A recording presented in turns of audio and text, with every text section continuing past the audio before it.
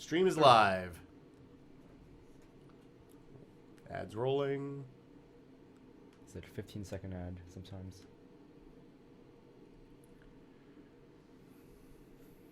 Okay. Let's start the show. It's November 17th, 2011. Welcome to This Is Only a Test, the official podcast of Tested.com.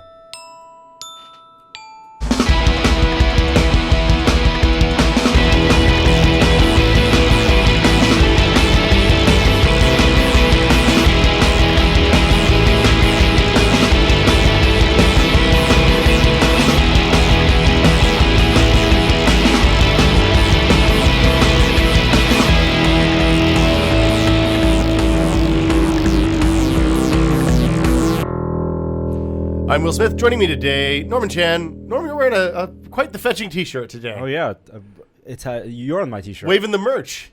Mm-hmm. We both look a little squarer than normal. How are you feeling today, sir? Black on black on black, all the way down. You're wearing black jeans, black pants, black socks. You have white soles. White soul. Whoa, man. Yeah, that was really deep. Joining Norm and myself, Gary Wood is still on location in Hollywood. Get up close to that mic, Loyd. Loyd Case is here. How you doing, Loyd? I'm here Hello, sir.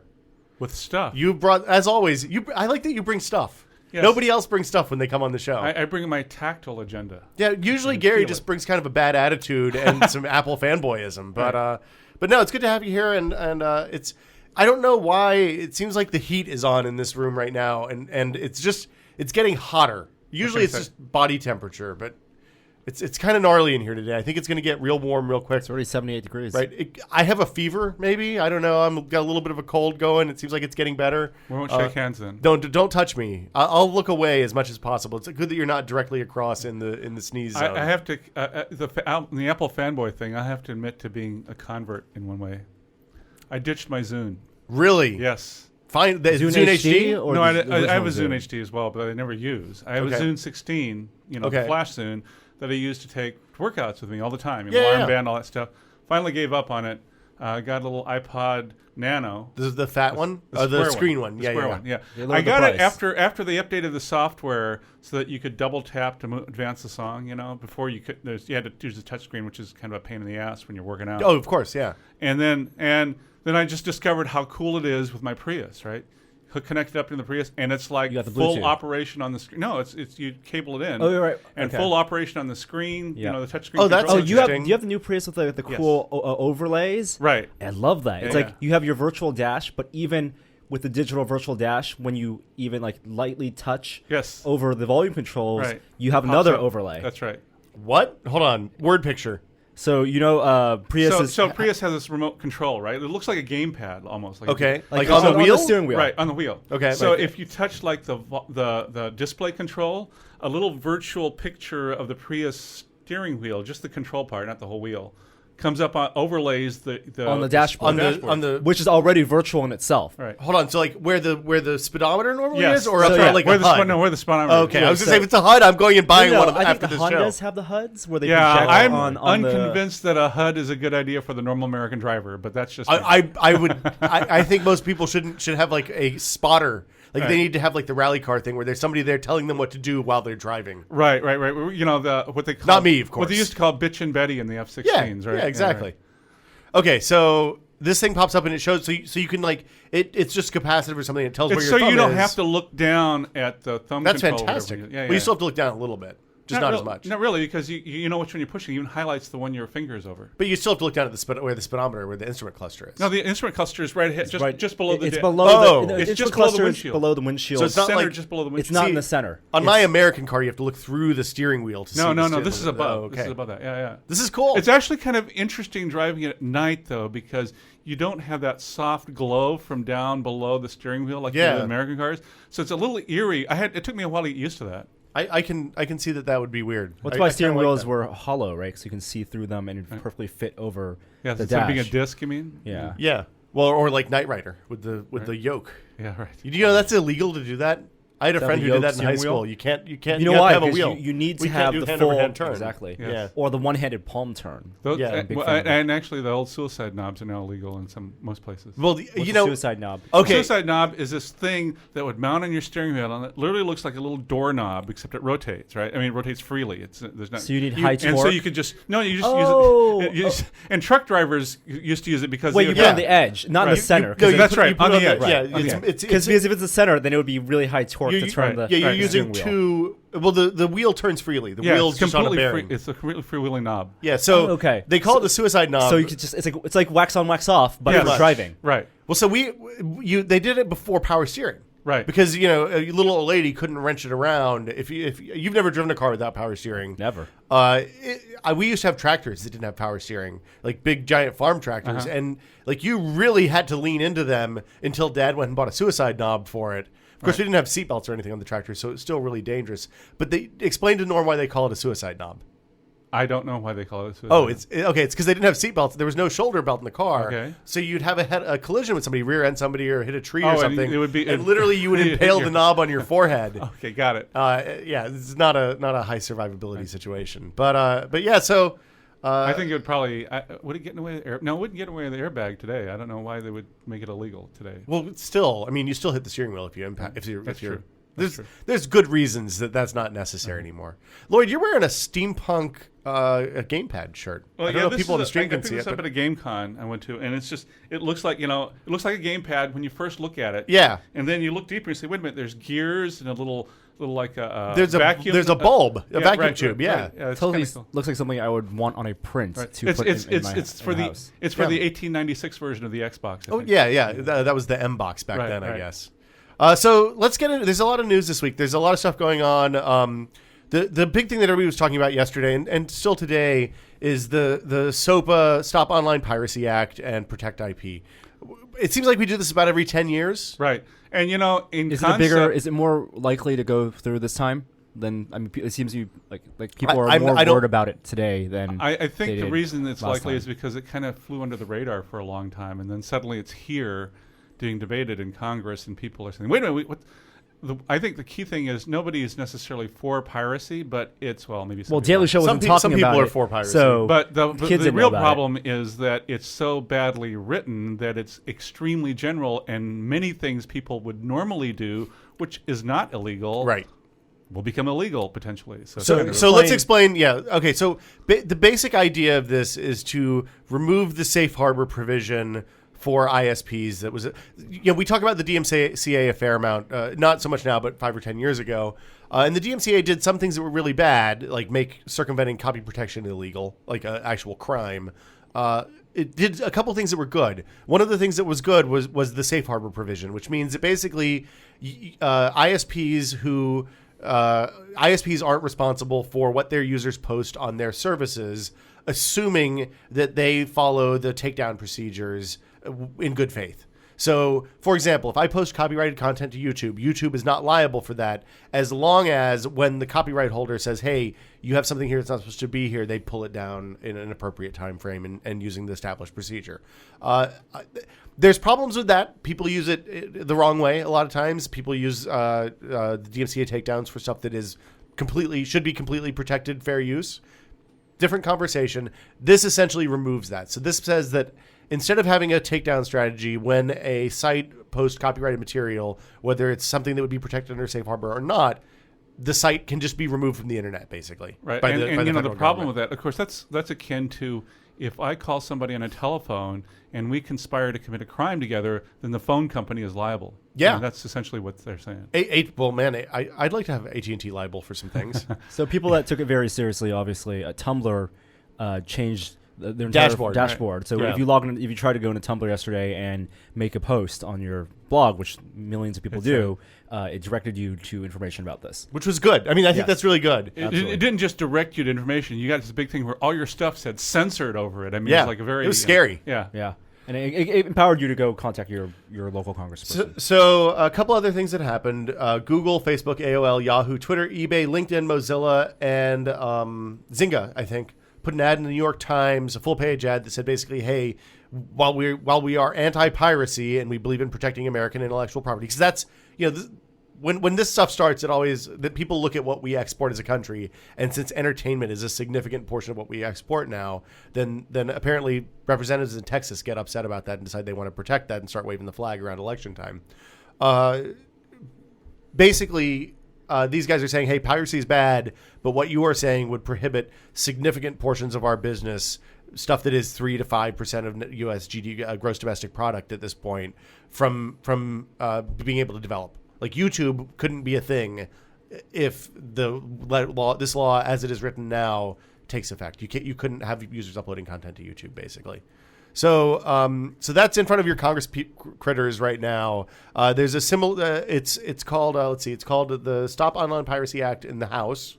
It's called Protect IP in the Senate. They're basically two sides of the same bill. And, the way this works is one side will work on it, the other side will work on it. It'll either pass or not, and then they'll bring it to committee, and they'll decide which parts of each one they like and don't like, and then they'll vote on it again. I would tend to also say, if you want to influence your congressman on this, don't send them email and don't sign an online petition. Call them on the telephone or physically write them a letter. They respond much more vociferously to those than emails and things like that. As a dude who spent an entire summer opening those letters and answering those phone calls. Oh, you were an intern? I was an intern. Okay. I mean, literally, we took a tally of all the people. I was working the summer. I think it was NAFTA. The summer NAFTA went through, and literally, we had a tally of 3,000 people wrote letters for NAFTA. 17,000 people wrote letters against NAFTA.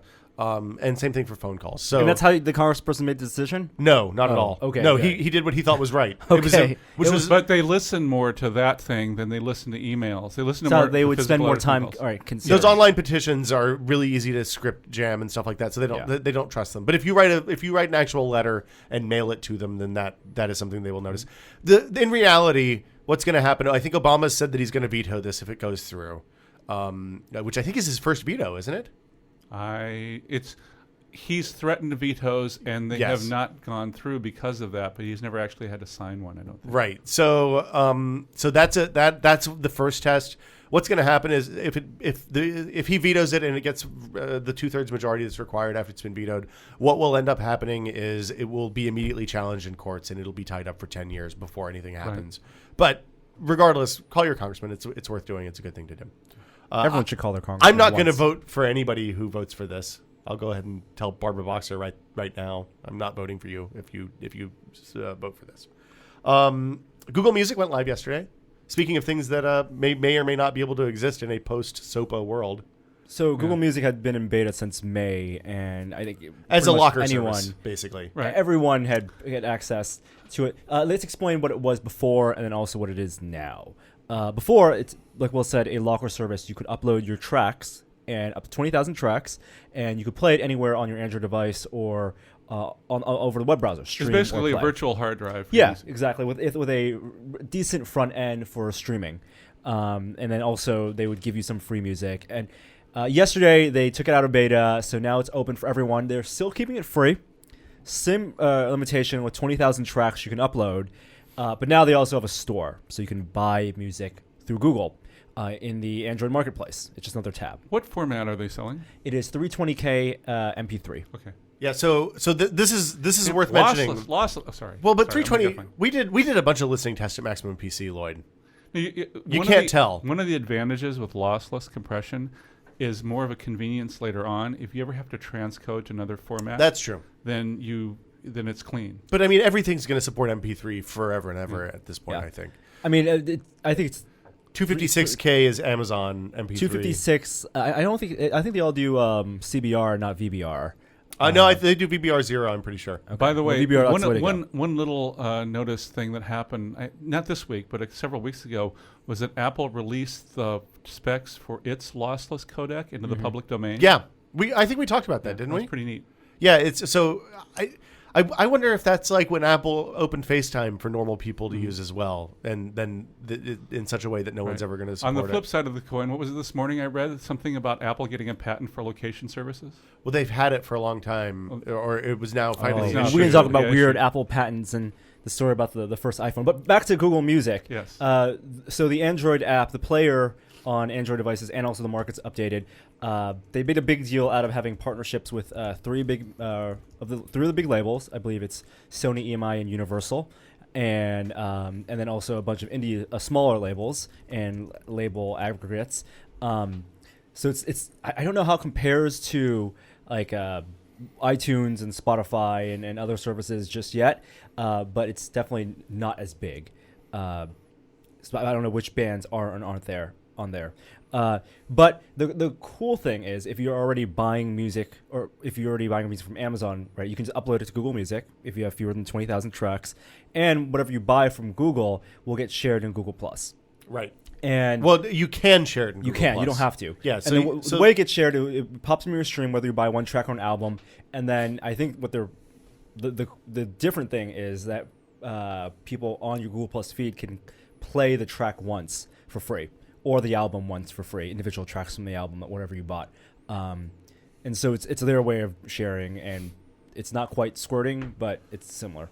Well, it's not at all squirting because you don't get the file on your device. You don't get the actual files. It's streaming over the web browser. The thing that's interesting about the thing or that I think it works on the Google Plus app. That's true on the iOS and Androids. Mm-hmm. The thing that's really interesting, have they updated the Google Plus app so that it works with the content pages now? Because I can't update the tested page in the Google Plus app at all. Okay, fair enough.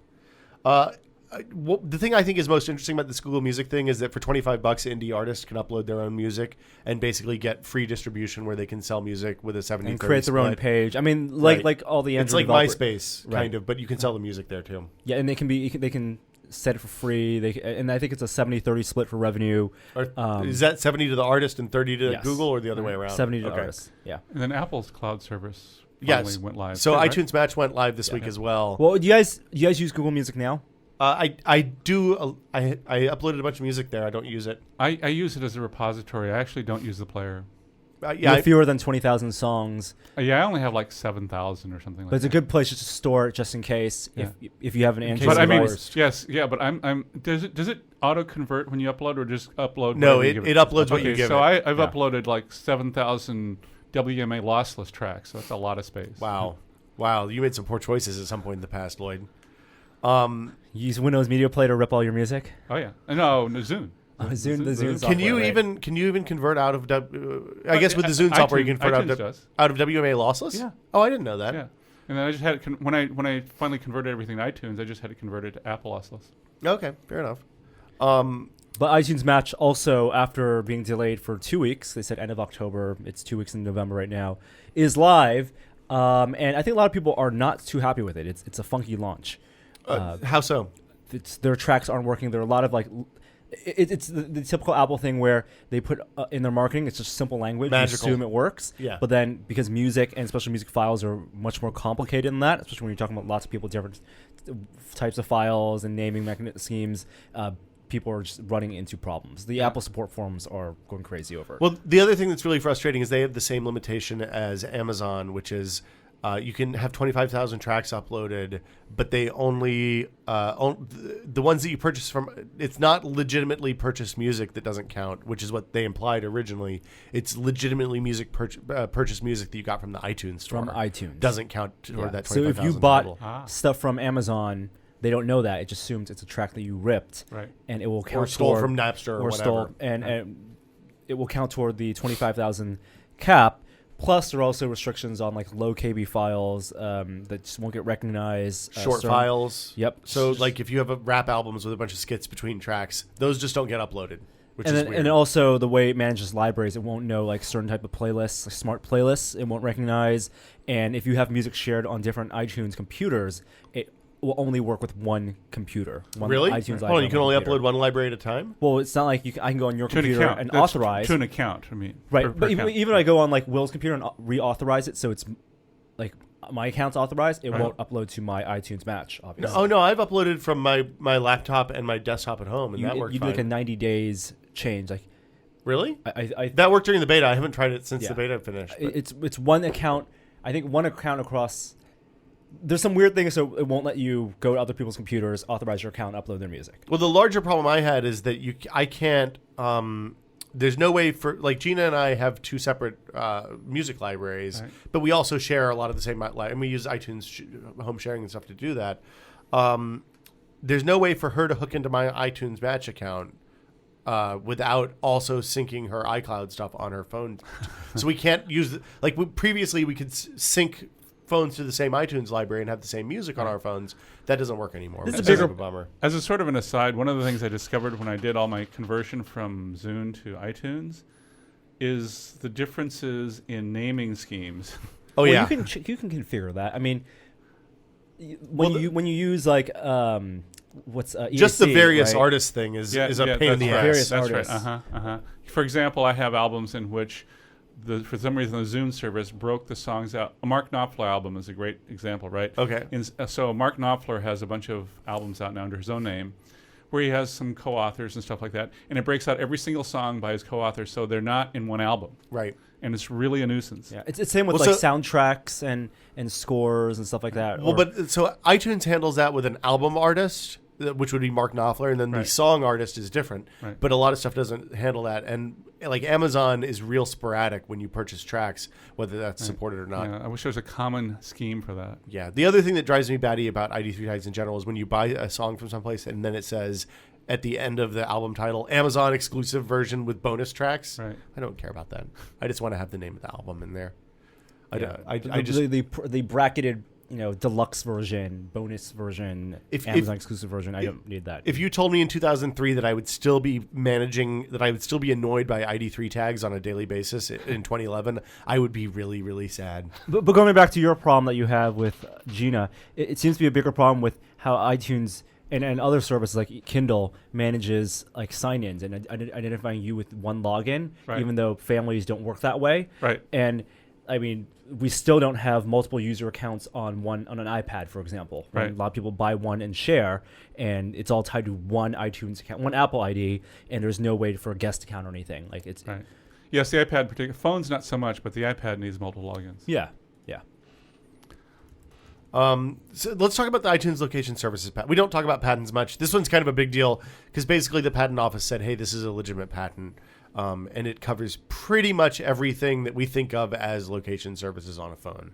So it's very general. it is super duper general. It's one of those things. Again, this is one of those things that's going to go to court, and it's going to be in courts for 10 years. If you look at like the TiVo DVR patent against EchoStar, which I think started in 97 or 99, Right.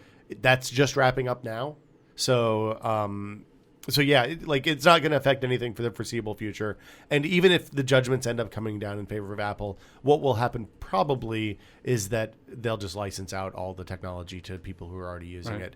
it. Although, reading Steve Jobs' book and reading his declaration that he was going to go after Android and destroy it to his very last breath, and he didn't it didn't matter how many billions of dollars Google offered, he wasn't really interested. It makes me think that maybe that may not be the case, although perhaps saner. Did you heads read are that in story charge now. about how the first iPhone came about, the design, and how Apple had a plan B for Yeah, design? the knob one. It's in the book. I'm not that far in the book, but the story from what I've read online is that Steve Jobs went to a party where a Microsoft engineer worked, and I think it's like his wife's friend who was someone at Microsoft, and Wife's friend's wife's husband. something like that. And the guy, and I think Bill Gates was also at the party, but the guy was talking to Steve Jobs about tablets and how Microsoft, for a long time, Microsoft has been invested in tablet PCs and wanted to do something Yes. with tablet PCs and UI. And we all know that the iPad as a concept came before the iPhone. They were developing a tablet, and then they realized they could use a touch interface for phones and decided to go into the phone business first. And the two designs for the iPhone, he made two teams, and one team was going to do an iPod phone with the wheel, Right. and I guess they couldn't figure out how to make dialing work well and manage contacts. But in the 2007 iPhone launch presentation, that design, a parodied version of it, is their joke. Remember when Steve Jobs says, here's what it looks like, and then they showed a picture of a iPod with a rotary dial on it, and everyone laughed like, oh, that's stupid. Well, that concept was something they were strongly considering near the end, Right. before they went all touch. They weren't sure that they could get the capacitive multi-touch touchscreen to work. That seemed to be the stumbling block, and then they went and worked on it for like 12 months and found some technology and bought some companies and did all that stuff. It was an interesting story. The book's been fascinating. It does not make me think that Steve Jobs was a nicer man. Well, kind of always knew that. Unrepentant asshole. Well, you always kind of wonder when you hear stories like that out of companies that you wonder if people are really as bad as the people who used to work for them say. And it seems like the people who continued to work there just kind of accepted him as this is the way he's going to behave. Also, he put his name on patents when, as number one name on patents when it was clear other people who had worked hard and developed those ideas. That's like the university professor who gets the lead on the paper when all his graduate students really did the work. Yeah. Well, that's all the way back to sculptors who had their students do all the work and it'd be their or Marie Curie's graduate student. Yeah. By the way, there's actually PC news this week. It's next on the list. Oh, really? Yeah, you have it on the list. Awesome. I put it in the number 4 slot. Okay. Yeah, it's We're getting it. it's for hardcore nerds. We got to ease them into stuff. PC's right? number 4. PC, well, it was number 3 until we put the Apple patent location stuff in during the. See, so you're responsible for it dropping from 3 to 4, Loyd. Oh, I see. So Sandy Bridge Extreme, we can talk about. You can talk about. I have now. one here. Yeah. I actually have a box version. This is the 3930K. Wow, you haven't opened it yet? No, I haven't opened it yet. Okay. Because I'll open it when I build it. But the 3930K is the more reasonable version, right? It's the $550 version. Let's go back and take a step back. Yes. Sandy Bridge Extreme is the. What it is it's a Xeon processor, right? It's a server processor with 8 cores. Okay. And Intel, in their wisdom, disables 2 of the cores and ships it as a 6-core processor. That makes perfect sense. It actually does. They can get higher clock speeds. Oh, okay. That's why they did that. Otherwise, they would only hit like 2.8 or 2.9 gigahertz on a 130. See, they have a goal. Their goal is actually the thermal power, right? They didn't want to go higher than 130 watts on a desktop processor. Because then you have to have giant ass fans, right? So you end up either with 8 cores running at something like 2.8 or 6 cores running at 3.3, which is what they went for.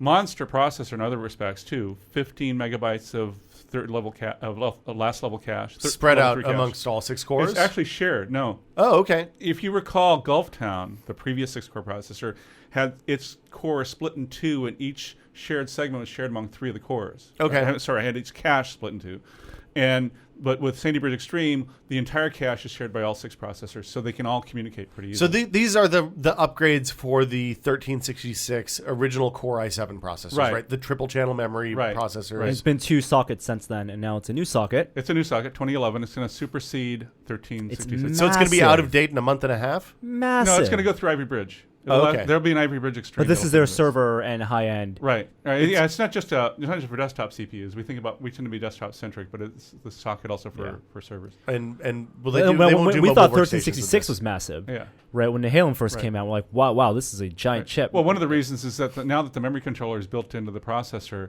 and it's a 4-channel memory controller, that's a lot of pins. Can we take a look at the back of the box? I brought a motherboard if you want to see the socket. Yeah, let's see the socket. Is this because nothing is more exciting on an audio podcast than listening to dudes look at stuff? Isn't there something video? There's a few hundred people in there. As always, subscribers, premium members of Whiskey Media can watch us podcast live. Right. Yeah, I love motherboard boxes. So here's the Intel motherboard. Holy cow, that is a giant ass socket. Well, and I'm not going to open this up. The interesting thing about 2011 pins is kind of cool in a way. You remember with like socket 1155, you're sitting there, I got to drop my processor in carefully. I might bend a pin and screw. Yeah. The pin density is so high, it's almost impossible to bend a single pin. I mean, yeah, you can stick a knife blade in it and bend a single pin, but if you're just dropping a processor in and you kind of do it the wrong way, you can kind of recover from that. Did you ever fix a bent pin using the old? Yeah, I've done that a lot of times. Lead pencil. No, what I did was what I did was I used a very thin piece of plastic, and then you just line them up, right? I used to use the old lead pencil, put it in, take out the lead, obviously, the mechanical pencil, and then you can kind of adjust it because it fits right in the pencil. The straight edge is a good... I was never successful at bending one pin, though. I always would bend several. Oh, you mean when you were messing it up? Right. Yes. The only time I ever bent one pin was on like an Athlon 64, where the pins were on the chip and they were kind of fat pins. Right. And unlike Sandy Bridge, the regular Sandy Bridge, it's got 40 PCI Express lanes in the PCI Express controller. Oh, wow. So you can do 2x16s and 1x8 graphics card wise. And it has 8 more. Is it 8 or 10? I can't remember. It's 8. I think it's 8 more PCI Express lanes in the I/O controller. Do you think that we're hitting a point on these machines where we're getting video card bandwidth limited, or are we still looking at with games like Skyrim and stuff like that, and Battlefield 3? I think that there's nothing out there that challenges the amount of bandwidth we have available for streaming. I think I think it's more interesting that this thing has such incredible memory bandwidth. I mean, when I say 4 channels, it's 4 channels of supported DDR3 1600, right? Yeah. And that's a ridiculous amount. It's like 39 or 40 gigabytes a second. Does this have Thunderbolt? They don't call it Thunderbolt. No, it's still primitive. There's no built-in USB 3. Well, yeah, Intel still isn't. That's next year. You still have to have a discrete chip on the board. All of them do. Yeah. I mean, so you get USB 3, and then. But that means that there are ports on this board that are not USB 3 ports. That's right. Yeah, they're only lame. USB 2. And then the other thing is that only 2 of the 6 SATA ports are SATA 6 gigabit per second. The other 4 are the old style. So interesting things to note. You said so there are literally 4 banks of memory here. Right. So that means in order to get full memory bandwidth, you're putting 4 discrete chips into the blue slots. 4 memory modules. Yeah. Some motherboards will support you adding just 1 or 2 memory modules. Others will require 4. Memory is so dirt cheap. I flipped open my email and got one of my Newegg email that I get every day. 16 gigabytes of Corsair DDR3 1600 for $80. Yeah. What? So I'm only on 6 gigs. I should probably. I don't think it matters. Yeah. I mean, I'm not. It totally matters to have so many. What Windows is interesting open. though is that you now have to decide if you want more than 16 gigs, which is easy to do on a system like this. Yeah. You have to decide what version of Windows you want to get because Home Premium doesn't cut it anymore. Home Premium is limited to 16 gigabytes. Oh wow. So you got to go with Pro or Ultimate or something. Oh wow, I didn't even realize that. They'll have to change that, I think.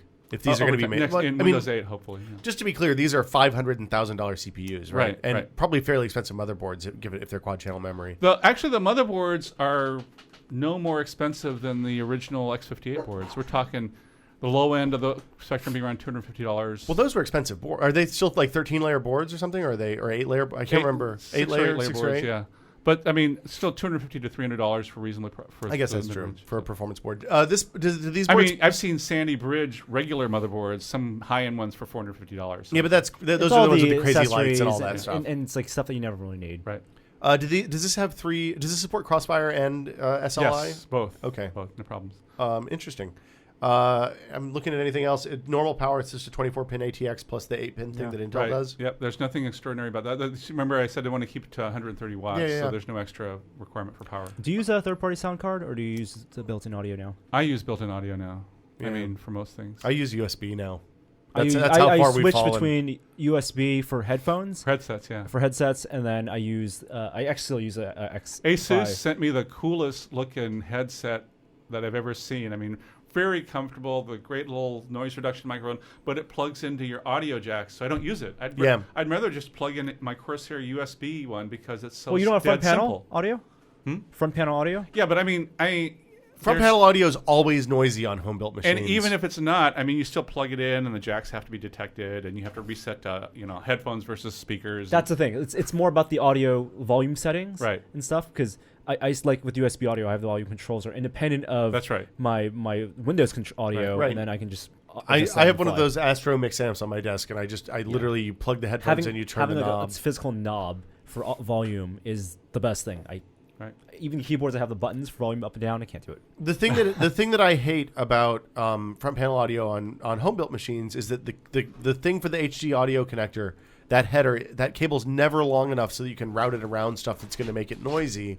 So it always sounds bad. Like even on $300, $400 cases, they never make that damn cable long enough. Right. And I don't know why. It's a pain in the ass. Yeah, it should literally go around the outside edge of the case and then just pop up just in time to jump over.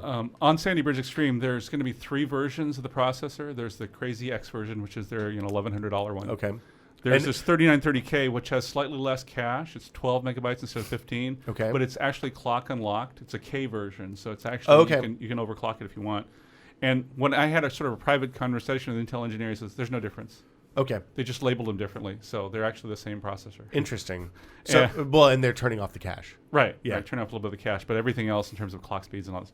The other thing is there'll be not shipping yet, but in December or early January will be a 4-core version that's actually a different die. It's actually only 4 cores. Okay. I think it's 10 megabytes of cache, but it'll probably be even less expensive. How big are these dies if they're 8 cores and 15 if I megs of recall memory? correctly, seeing I don't actually remember. I seem to remember something along the orders like 420 millimeters square. So like a Ritz cracker, basically. But you wouldn't buy the 4-core one and then have to get a new motherboard, 2011 motherboard. No, I it mean, just fits into any 2011 board. No, I mean, like if you're building a new PC, if you're going to go 2011, I mean, your options right now are 1155, which hopefully Intel's going to support. I mean, at least through Ivy Bridge. Yeah. Right. So, but that's more the consumer. You're not facing going to, one. yeah. But what you want is the memory bandwidth. That's why Yeah. you're getting and 40 channels of PCI Express lanes.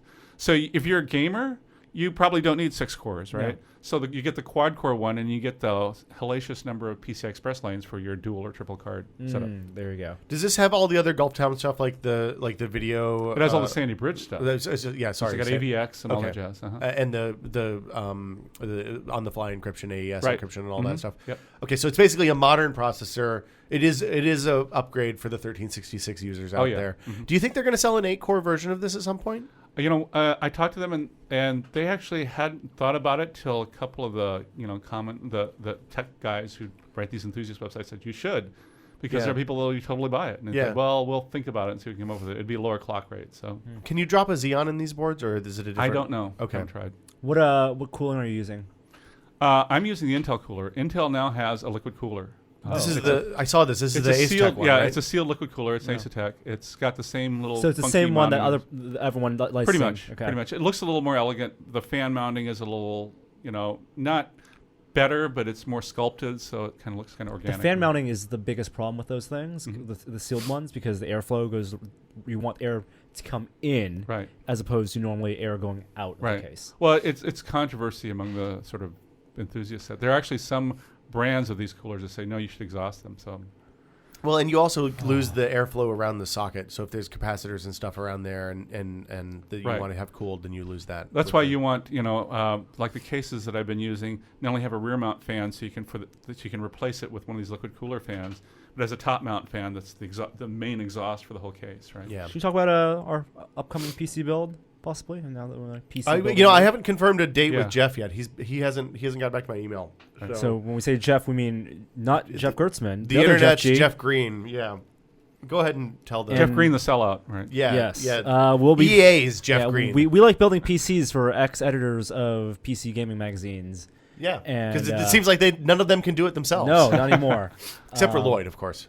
And so we're going to help Jeff build his computer, help him pick out his parts. I think he still needs to give a budget and a timetable. Yeah. But it'll be It seems like interesting. it seems like it'll be sometime between Thanksgiving and Christmas. I don't know. Which is exactly a perfect time for when people want to buy computer parts and build PCs. Yeah. Aside from the high hard drive prices right now. Yeah, so we haven't talked about that a lot on the podcast yet. Boy, it's funny. I told you about this new email where memory, Yeah. 16 gigs of memory for $80, and they had a special deal on a 500 gigabyte hard drive for $100. Oh yeah. It's like 500 gig hard drive? 500 gigabyte hard drive, What? $100. It's like, and it's not an SSD. We're talking rotating media. It's like, wow. It is a real problem for us because we use hard drives to archive video. So Vinny does everything goes on 2 hard drives and he archives the original or not uncompressed, but the I can make him a deal on some 2 gigabyte. final Never cut. mind. Oh, you haven't float. He doesn't trust 2 gigabytes. He only does 1 gigabyte. Oh, okay.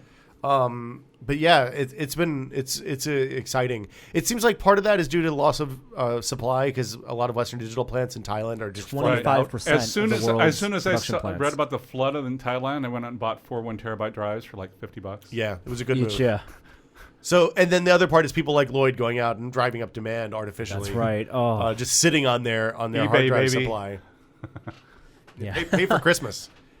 I have a bunch of 2 terabyte drives that I bought for home server stuff and then never bothered to put in because I didn't need the space. I got a warning on my computer just the other day. Windows popped up with hey, your hard drive is failing. You should back up your data. Windows Home Server hard drive or no, your Windows my hard drive? Windows hard drive. And Oh, I that's have four. not I have good. 4 hard drives in my computer, my desktop, and one of Norm, them. we need to talk. I have 4 hard drives in my desktop, 4 hard drives is too many. and I have 4 in my server. That's the right amount for the server. I have 4 in my hard drive and 4 in my desktop. The primary one is it's what's I wrong have with 4 drives in my system. I have 2 SSDs that are Those don't related count to because array. they're silent. that? Okay. That's it. I have 4 And then I actual have- physical I have drives. 2 rotating media drives, one of which is my data drive, right? Because the SSD. Right. And then the other one is the backup drive that I just run Acronis once a week and back everything up to the second. See, I back everything up to the home servers. But I back- do that I as do well, both. But So I'm I've- sort of like paranoid. Back up to the home server with redundancy, and those are all 2 terabyte drives. But on my main computer, I have a 150. Primary is the 150 Velociraptor, 150 gig, which is that's the one that's failing, Well, it's time. potentially failing, It, and then it's time. yeah, and then I have two 1 terabyte and a 2 terabyte. That's like media. a 5-year-old hard drive. What's Exactly. our rule about hard drives, Norm? Don't keep it for that long. 3 years. The warranty, the warranty says 5 to 10 years, and that's 3 that's how much years. confidence they have in the drive. I understand. I could write the 5 years on a piece of crap and hand it to you and guarantee it for 5 years. Absolutely understand. The problem is the hard drive may in fact be warranted for that long. That's great, but once it crashes That's and it. you lose all your Right. data, they're not warranting that. Yeah. The expensive thing isn't the physical thing; it's what's on it. I know. I understand. Okay. I need to inventory all my programs, and then it's only 150 gigs. This I is need the one to- your system's installed on. This is the one my system's. Yeah. That is the problem. Yeah. And You should just back it up, buy an SSD that's 100, buy one of those 180 gig SSDs. No, I'm not. Well, I think I'm gonna do 128 gig SSD, and those are already $200. Yeah. And but I mean, still kind of expensive for 120 gig SSD. So I have two Intel 80 gigabyte SSDs. I think they're getting to the point that they're cheap enough. I think I'm just going to buy two more and add them because you can with the Intel Matrix Right. storage, you can just add them, and then at that point I'm kind of in a real happy place with SSD size for a machine that I mostly use for gaming. To be perfectly honest. yeah. Yeah, I have a pair of 240 gig drives. So I'm debating between SSDs. an SSD 240 gig. 240 gig. Ooh, wow, Damn, that's nice. I don't. it's a lot of SSD. I find that Lloyd. 150 gigs as a primary drive is too small Yes. already. Like I'm constantly deleting stuff off my desktop, which is my temporary file Steam stuff. Mover is your friend. Well, no, Steam is already on my secondary drives. Well, you see, what I Steam do- Mover is good because then you Yeah. can put the games See, you play I put on the your games on I your play on the SSD. SSD, Yeah. and Steam Mover allows you to easily sort of archive them off and restore them and all that stuff. Yeah. But games are starting to get big enough that doesn't really work anymore. Yeah, 'Cause my Steam folder is pretty big. I was actually, I was talking about game sizes and all this. I looked at, so Skyrim arrived, the PC version. Yeah. And one DVD, and I'm looking at one DVD. How unusual! It's just a Steam key on the Oh, on no, the no, DVD, it right? no, actually it has a fits. Yes. Steam downloaded Yeah. for Skyrim. Right. As weird 10, it's 4.4 gigs. Yes. That It's was it? amazing. Yeah. It There's some decompresses to crazy, 6, but- they did some crazy compression. Even Battlefield decompressed. 3 was like 12 gigs Yeah. when I downloaded that. How did they get all those assets in just like 4 to 6 gigs? Right. Well, space? part of it is because it's really just a DX9 game. I mean, Yes. you can get right It runs at 2560 with everything ultra, no problem. Yeah, but it's still gorgeous to look at. I mean, the scenery and stuff. So I ran. Well, I was going to talk about this later. But we'll talk about it now. I ran the HDMI cable into the living room a while ago for other things. Hooked it back up for Skyrim, and it has been a life-changing experience because I basically experimented with the settings a bunch to get to a place that was real good. And what I found was it's better to actually turn the detail down a notch and turn the draw distances all the way out so that you don't have the Wait. Popping? the You- pop you in. You can do both. Really? Yeah, I you had have a 580, right? I had some stuttering like in dungeons when there's dynamic lights and stuff. It got a little chunky. but the draw distances aren't high in those anyway. The draw distance. There wasn't the draw distance. It was all the shadow stuff being unfolded. Oh, Now. you need to. Oh yeah, for shadows, you it need to does- for change your everything. system Yeah, preferences. for any game, I'll turn that I can handle. I'll turn up to ultra, and then I'll go back and manually set shadows to medium. Yeah. Shadows Shadows are and shadows, killer. even when they're on high in Skyrim, they don't look that great. You can go into the system preferences. You have to do that I9 file, FXAA stuff, right? and you can adjust it. Yeah. But yeah, like playing that in the living room. I've been playing with the gamepad because I don't like leaning forward, and I've been Also, sick. that game is better with the gamepad. The game works really well. The with- menus are better. Yeah. Well, the menus are awkward at best, but yeah, it's the first game in ages that I've been able to sit on the couch and monopolize the TV, and Gina's not like. Hey, when are you gonna be? I Right. wouldn't mind using the TV now. She sits there, and I catch her like putting her book down and watching. She's just like, "Can you walk over to that mountain?" and I'm like, "Yeah, you could totally walk over to that mountain." She's like, is that a cloud? Was that Aurora Borealis? I don't think it's Aurora Borealis and Tamriel, but anyway, it's an amazing game. And it's amazing that it's DX9. But I mean, the thing about DX9 is that there's not a ton of stuff in DX10, DX11 that you can't do in DX9. It's just more efficient. Right. Yeah. So anyway, do we want? Are we good on? There's Did something we, else. Wait, let's did we back miss back any up. Sandy Bridge stuff? Sandy Should I Bridge. bomb us? Oh, so should I get a 128 gig SSD for $200 or go with a hybrid drive? Because Seagate has a new hybrid drive. They increase the capacity. Do they have a hybrid desktop drive? Well, I can just put it still on my computer. Well, It's I mean, a if 2.5 inch. It's a hybrid laptop drive. It's not going to be any faster than a fast right. desktop drive. Yeah. It'd probably be a lot cheaper though. It'll be a lot cheaper. because the 2 terabyte drives are high aerial density drives are crazy expensive. Yeah, right. right. And the Western Digital Raptors are probably crazy expensive now because of the Thailand flooding. Yeah. They are. Yeah. Because they do make 600 gig versions of those. I now. can't Really? imagine They have getting 600 a gig ones now? 600 gig, 10,000 RPM. How much are they? Well, like in the real. They used to be $250. I don't know what they are now. Yeah, see, I think I'd rather have the SSD. I than really that. like the Raptors. Yeah. It was funny. Brad was telling me when they were talking about Skyrim on the Bombcast this week. He said that they were talking about how good the load screens are, and a couple of people wrote in and said, "Hey, I'm thinking I might move Skyrim off of the SSD so I can see the load screens." Because I mean they're really fast on my machine with just a 2 terabyte Western Digital drive.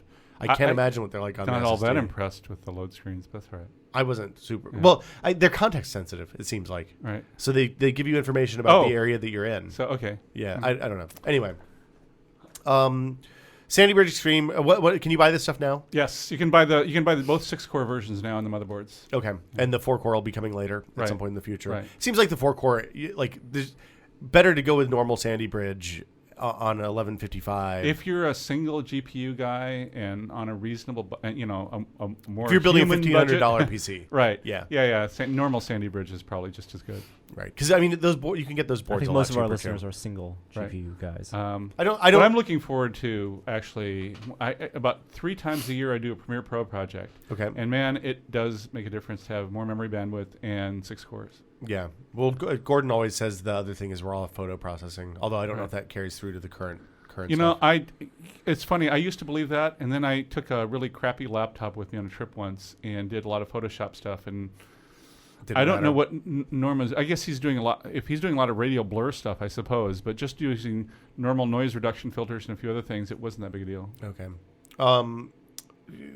$1,500 PC. Like you said, most of our users are single GPU guys. I was also making a joke of them being single, GPU Oh, guys. okay. That was I missed that part. But I mean, do you guys think that there's a need for dual GPU? Like, is it better to do a lower end dual GPU? I mean, I've always No. recommended to do single GPU. Go just- higher end single than Yeah. lower end. There's some issues with dual GPU. I even noticed I have two 6970s, which is not exactly low end, right? Right. But there are some issues even with the latest drivers on both NVIDIA and AMD. This is not a vendor exclusive thing with what's called micro stuttering in some games. Yeah. And it's not so really annoying in a single player game, but if you're doing multiplayer stuff, it can get really kind of bug you. Gnarly. Yeah.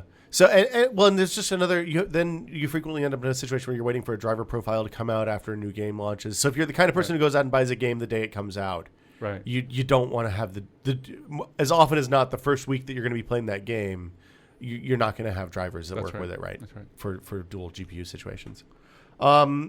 Galaxy Nexus reviews are out.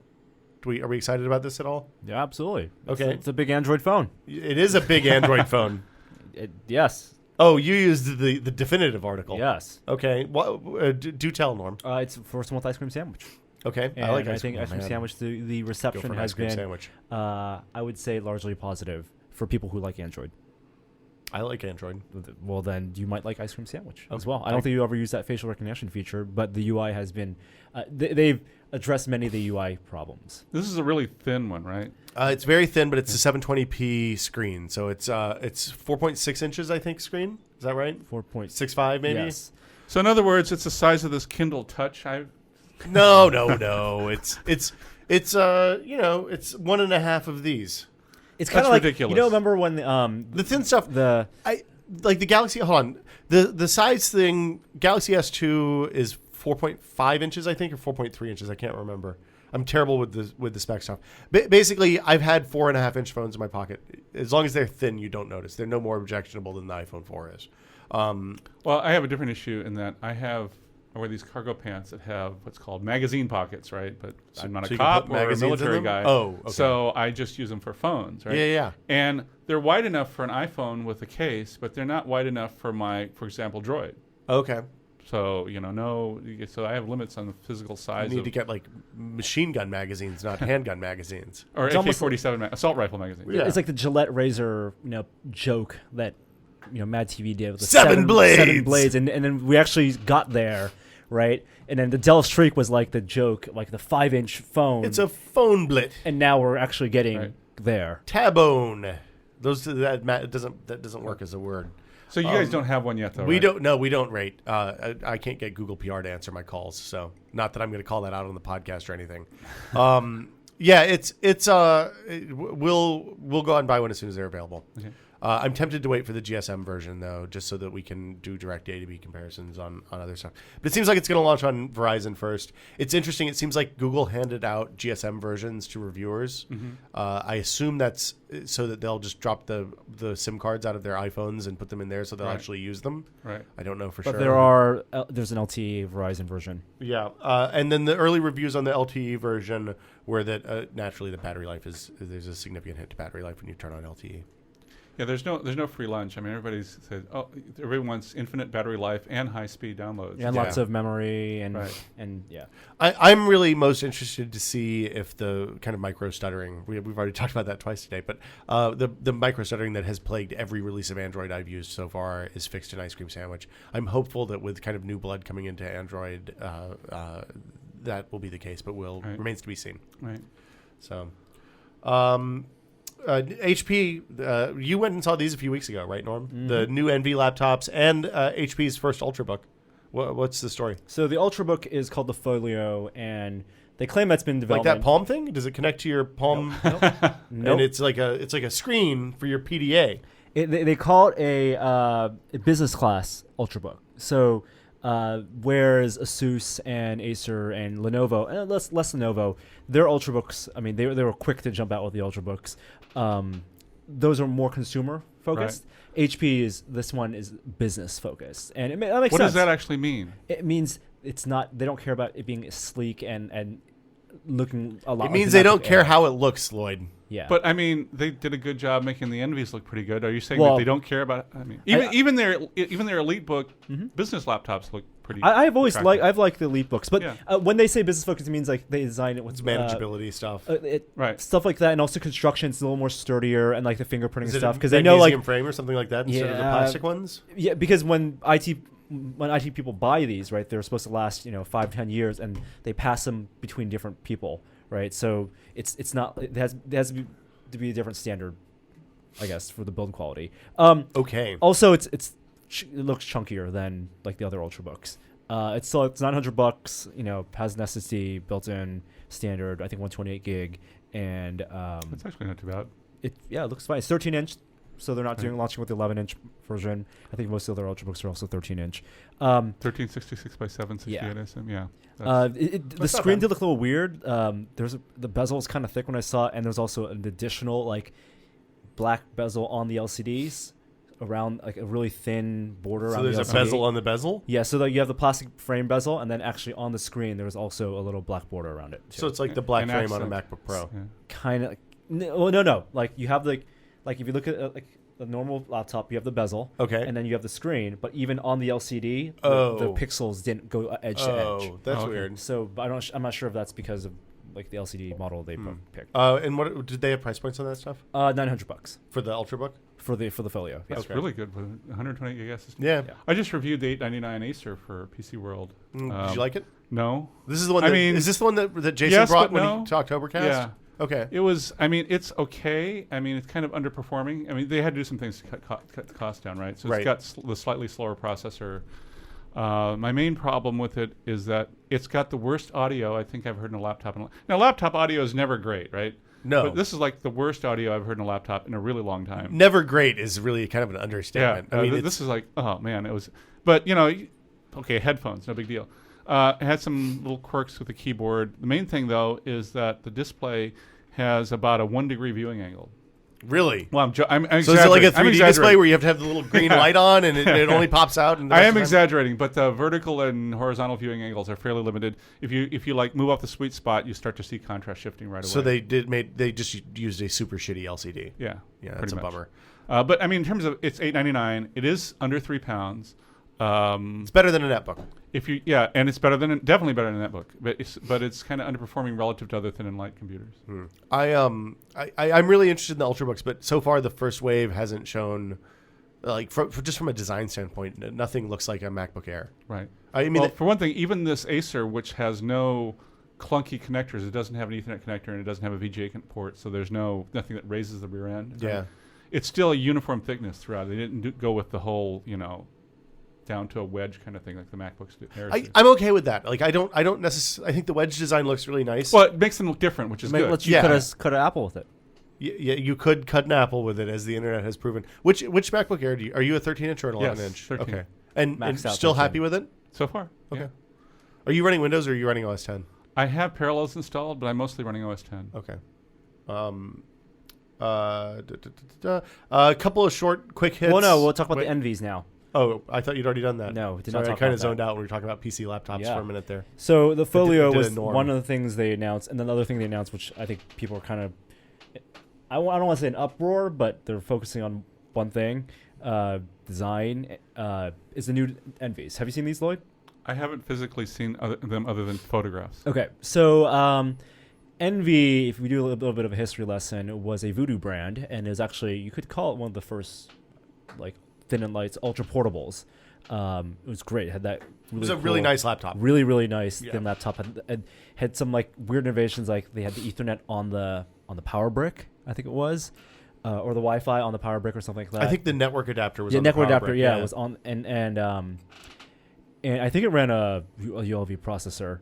But then they moved the Envy. They discontinued that, the Voodoo 133, the Envy 133, Right. and then rebranded the Envy to be their like MacBook Pro competitors.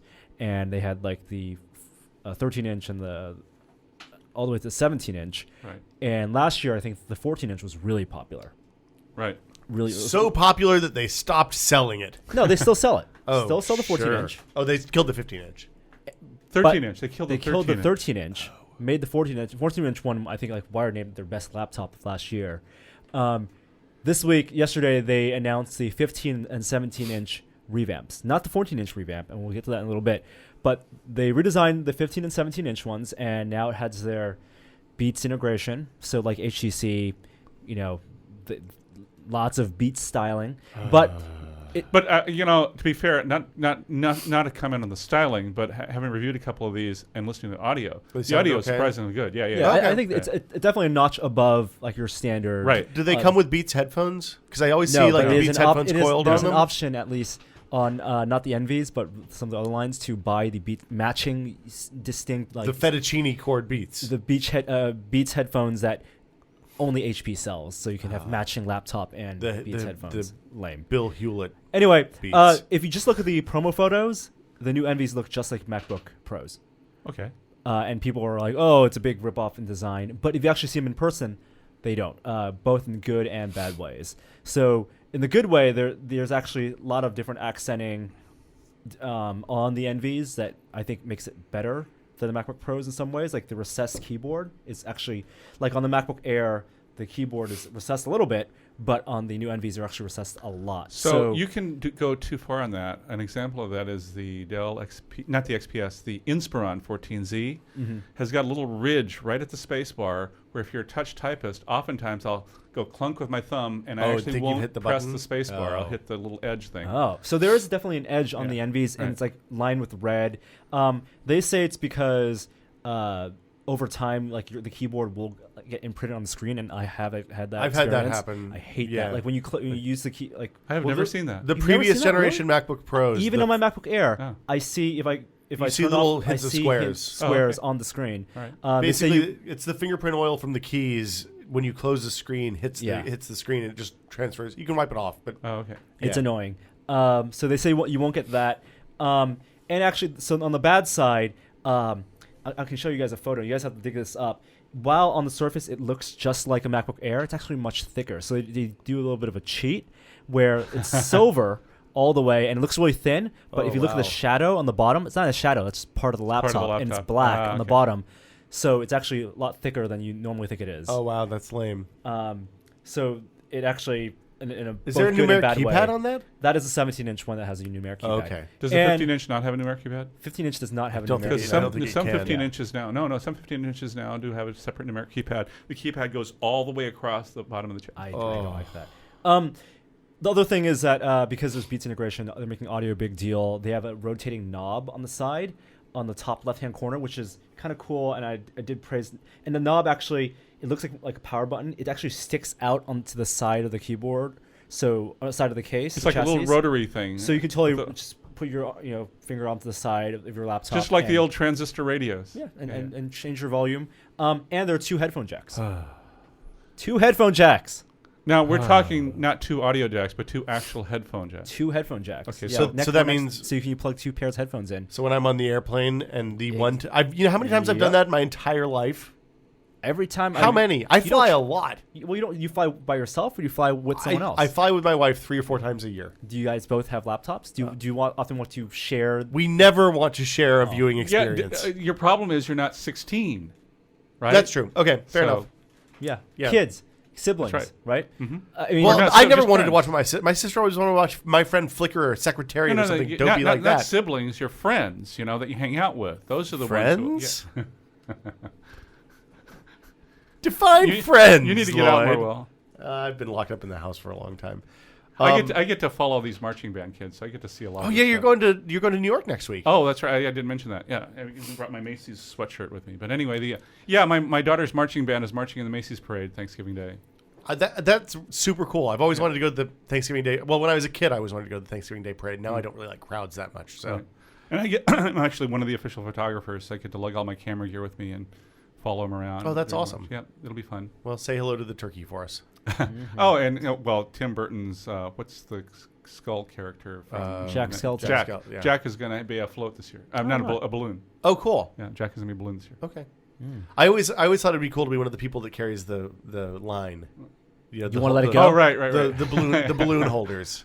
You want to put some poison gas in the balloon like in Batman 1? No. But if anybody cares, Homestead High School is the second marching band after the Macy's All-American Band. Okay. So keep an eye on it. We will shout DVR. for you Yeah. when I'm making turkey on Thanksgiving There's morning. a tiny chance you'll see me, but more likely you won't. We'll keep our eyes peeled. Believe me, if anybody's going to see you, someone in the tested audience will see you, and we'll frame grab you, and you'll be. Oh my God. We'll capture that. Right. Let's see. One last thing with NVs. Okay. The 17-inch one, there's a 3D model, which I don't think anyone's going to really buy. That's because it uses the AMD graphics 3D. It's terrible. Yeah, Radeon mobility. Actually, you can let me be fair about this. Having reviewed this stuff, it's fine on 3D movies. It does 3D Blu-ray great. Okay. Don't ever try to run a 3D game on this solution. It's like it doesn't really work very well. So I did the reason I ran the HDMI cable to the living room in the first place was so that I could play games on the big TV with the Panasonic shutter glasses. Oh, okay. And that was actually surprisingly good with an NVIDIA card. The They did problems. a nice job with their sort of TV integration. Well, the problems are that the resolutions and refresh rates are limited when you're using HDMI instead of dual link DVI or I guess DisplayPort. The good thing I do like about the AMD stuff, their drivers I think still do the best bezel management.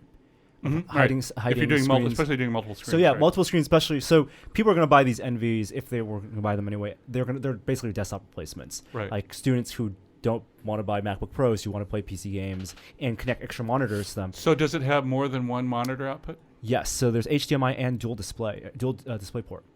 So you can Dual plug, DisplayPort? Oh, that's awesome. That is cool. You can plug 3 monitors into Yep. the 17-inch Mhm.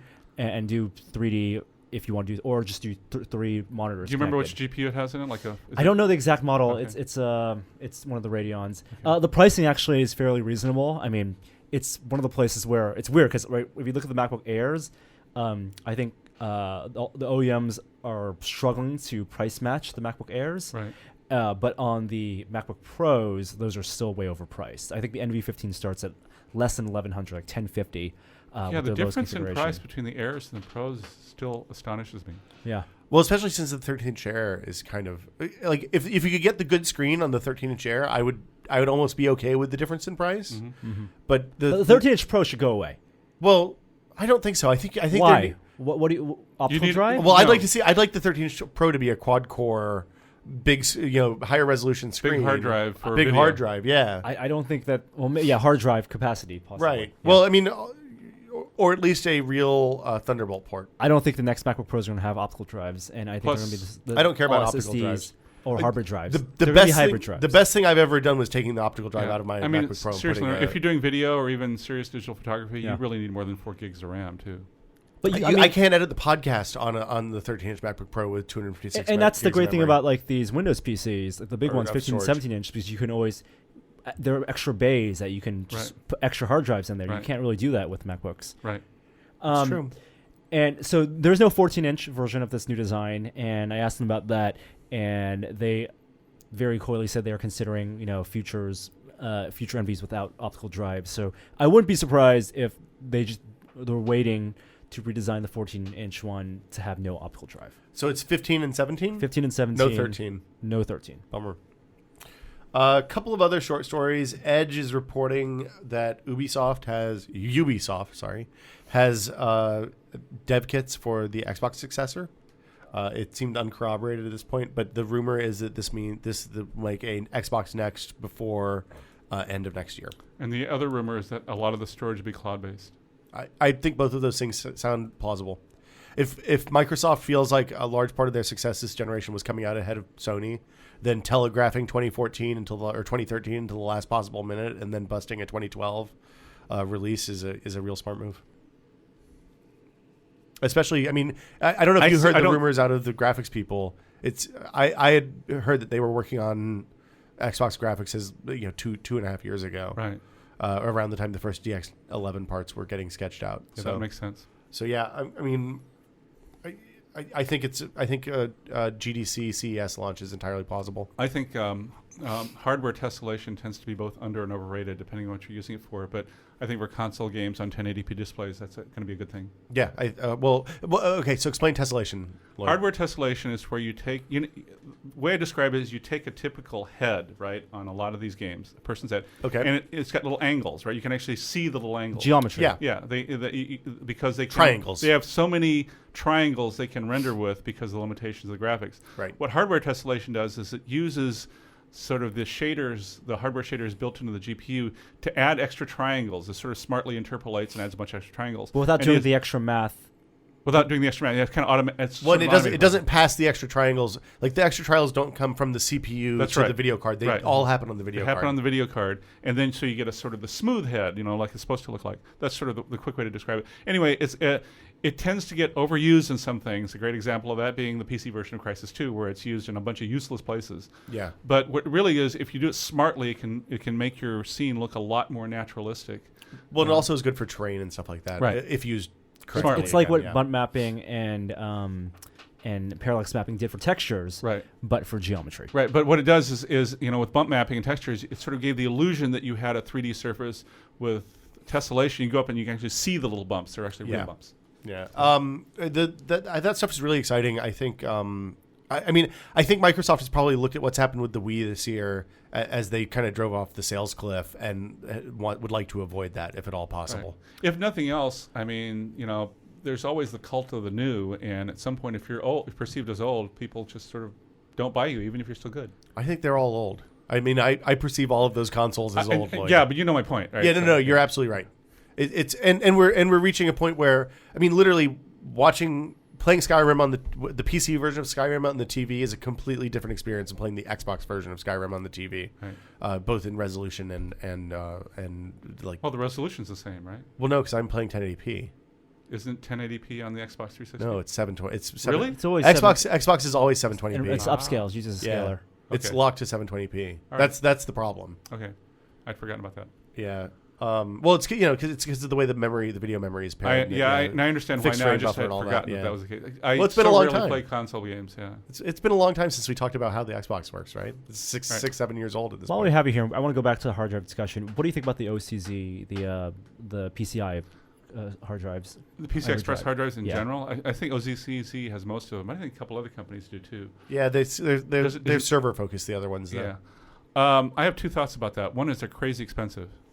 Right. And the other thought is that they kind of take up a PCI Express slot, which only matters if you're using more than one graphics card. Mm-hmm. If you are, then that kind of becomes a problem. But they have they're hellaciously expensive, but they have very high. You can get a 2 terabyte PCI Express SSD now. I mean, it costs you a couple $1,000. Well, they have the hybrid ones also. What really? With a hard drive built onto it? I think it has. Yeah. No, it has. I think they have a SATA port built onto it. Okay. So you plug a hard drive in. Right. I'm guessing. I don't. Right. I'm like thinking about something I saw in a press release like 6 months ago. Right. But they're ridiculous. They're ridiculously priced. So that's the only concern that I have. They're very high priced. One thing, and also the nice thing about the little form factor, like let's say I get tired of my in the future, 500 gig SSDs become $1 a gigabyte, and I replace my little RAID array, right?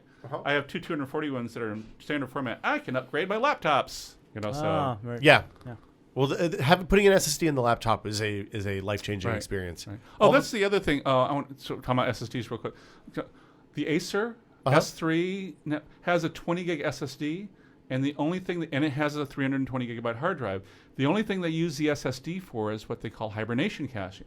So you can hibernate. Oh, instead that's of interesting. Sleep, and it comes back really fast. The problem is, so it's got 4 gigabytes. That means you have 15 gigabytes of useless SSD space. Yeah, you'd think they could use it as an extra level cache for the You would for think the hard so drive that they would do something like that. And it's not unheard of. I mean, Intel only does that with Z68 motherboards, but ASUS does it on all their higher end motherboards for all drives, not just your primary drives. Oh, that's interesting. Yeah, back to the console thing. PS3 does do 1080p a lot of cases, but they do game by game basis. So some games will render much lower resolution and then scale up. I don't know how it handles Skyrim. Last couple of things. Annie Leibovitz recommended the iPhone 4S yesterday as like a go-to pocket camera. I thought that was it's kind of a non-story. Brian Williams in an interview. Yeah. There's a video. She took a picture of Brian Williams on the couch. An Annie Leibovitz original, but also obscured part of the picture with her thumb. That's pretty much the entire iPhone photography story, right? Yes. I think it is a bigger problem with video. Thumb blocking the camera, especially. I've never been perfectly happy with the position of the camera in the top left. Well, especially now that the button it doesn't match the button. Yeah. So I know this is one of those stupid little things where goes Norm.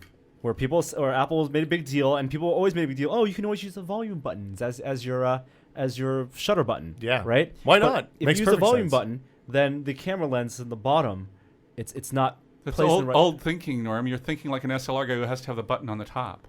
Yeah, that's there you go. Flip the camera. Button. Now the button's on the bottom. Yeah, that's how I do it. A picture like that. That's how I take it. Speaking of cameras, I got a new little toy. I picked up a Panasonic G3. Okay. What's a Panasonic G3, Loyd? It looks like my D7000 has been put in the washer and the dryer and shrunk to about half size. It really looks like tiny SLR, but it's not an SLR. It's mirrorless, right? But it has it's a micro Four Thirds. Okay. And it's got the interchangeable lenses. And but it's not the new one they announced. No, but it's got the same sensor. It's the first one with that sensor, 16 megapixel but not sensor. but the bigger form factor. Right. But bigger is relative. I mean, it's actually slightly small, except for the little bump for the viewfinder. Yeah. It's actually slightly smaller than a ELP3. So, I mean, it's pretty small. But I mean, how do you like it? It's pretty neat. I mean, I particularly love it with the 1.7 pancake lens because it's almost a point and shoot, but also low light, and you have more control over it and stuff like that. Fun stuff. Yeah, cool. I think Drew was thinking about getting a mirrorless camera because he's using it for travel, and he needs something that's better than the point and shoot, but without investing in a big DSLR. Or and having these Micro Four Thirds mirrorless cameras, I think, are great. Will they do video too? Yes. 1080p. Okay. Yeah. 30 frames or okay. Interesting. Last thing is, as we were walking in here, Wes told me that Roku just announced that they're launching in the UK and Canada in early 2012. So. Okay. Because right now you could import those, but they don't work because you have to have the app channel store thing. I have in my garage the Roku radio. You remember that thing? Yeah. It looked like a kind of like we have one of those here. Yeah, cheese wedge shape. Oh, you have the first one. The one we have here is the bar one, the second one. Right.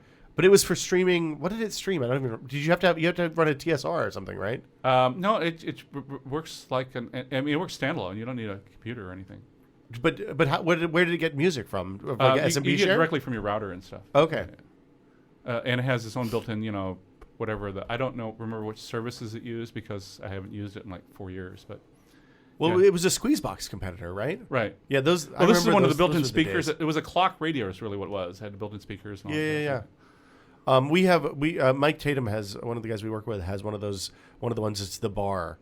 That was just the box that you plug into the stereo and does the same I had the thing. one that was the giant cylinder at one point. Remember those? The original ones that were like, I don't know, they're like 2 feet long and 6 inches in diameter. See, I was no speaker. That was without speakers.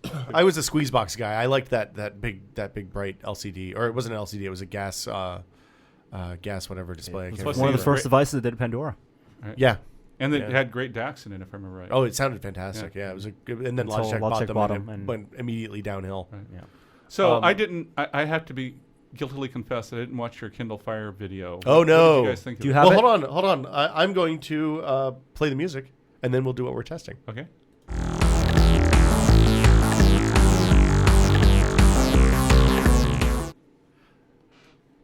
Loyd Case, what have you been testing? Well, hold on. You just asked us what we've been testing. Right. I don't like the Kindle Fire. I think it is Okay. not a very good device. Okay. I think it is an okay. I think it's a second or third rate way to read books on the Kindle. Mm-hmm. I think it's worse than the e-ink devices by a pretty wide margin. At least minus the. I haven't tested the Touch yet, so I don't know about that. Have you tried the Nook? I mean, can you contrast it? It's much better than the Nook. I mean, Nook no, Color. no. Excuse me, Nook Color. it's way better than the Nook Color. But we don't have Nook tablet. I don't yet. have the Nook tablets Right. shipping No, I next meant- week. yeah. I think. It is. I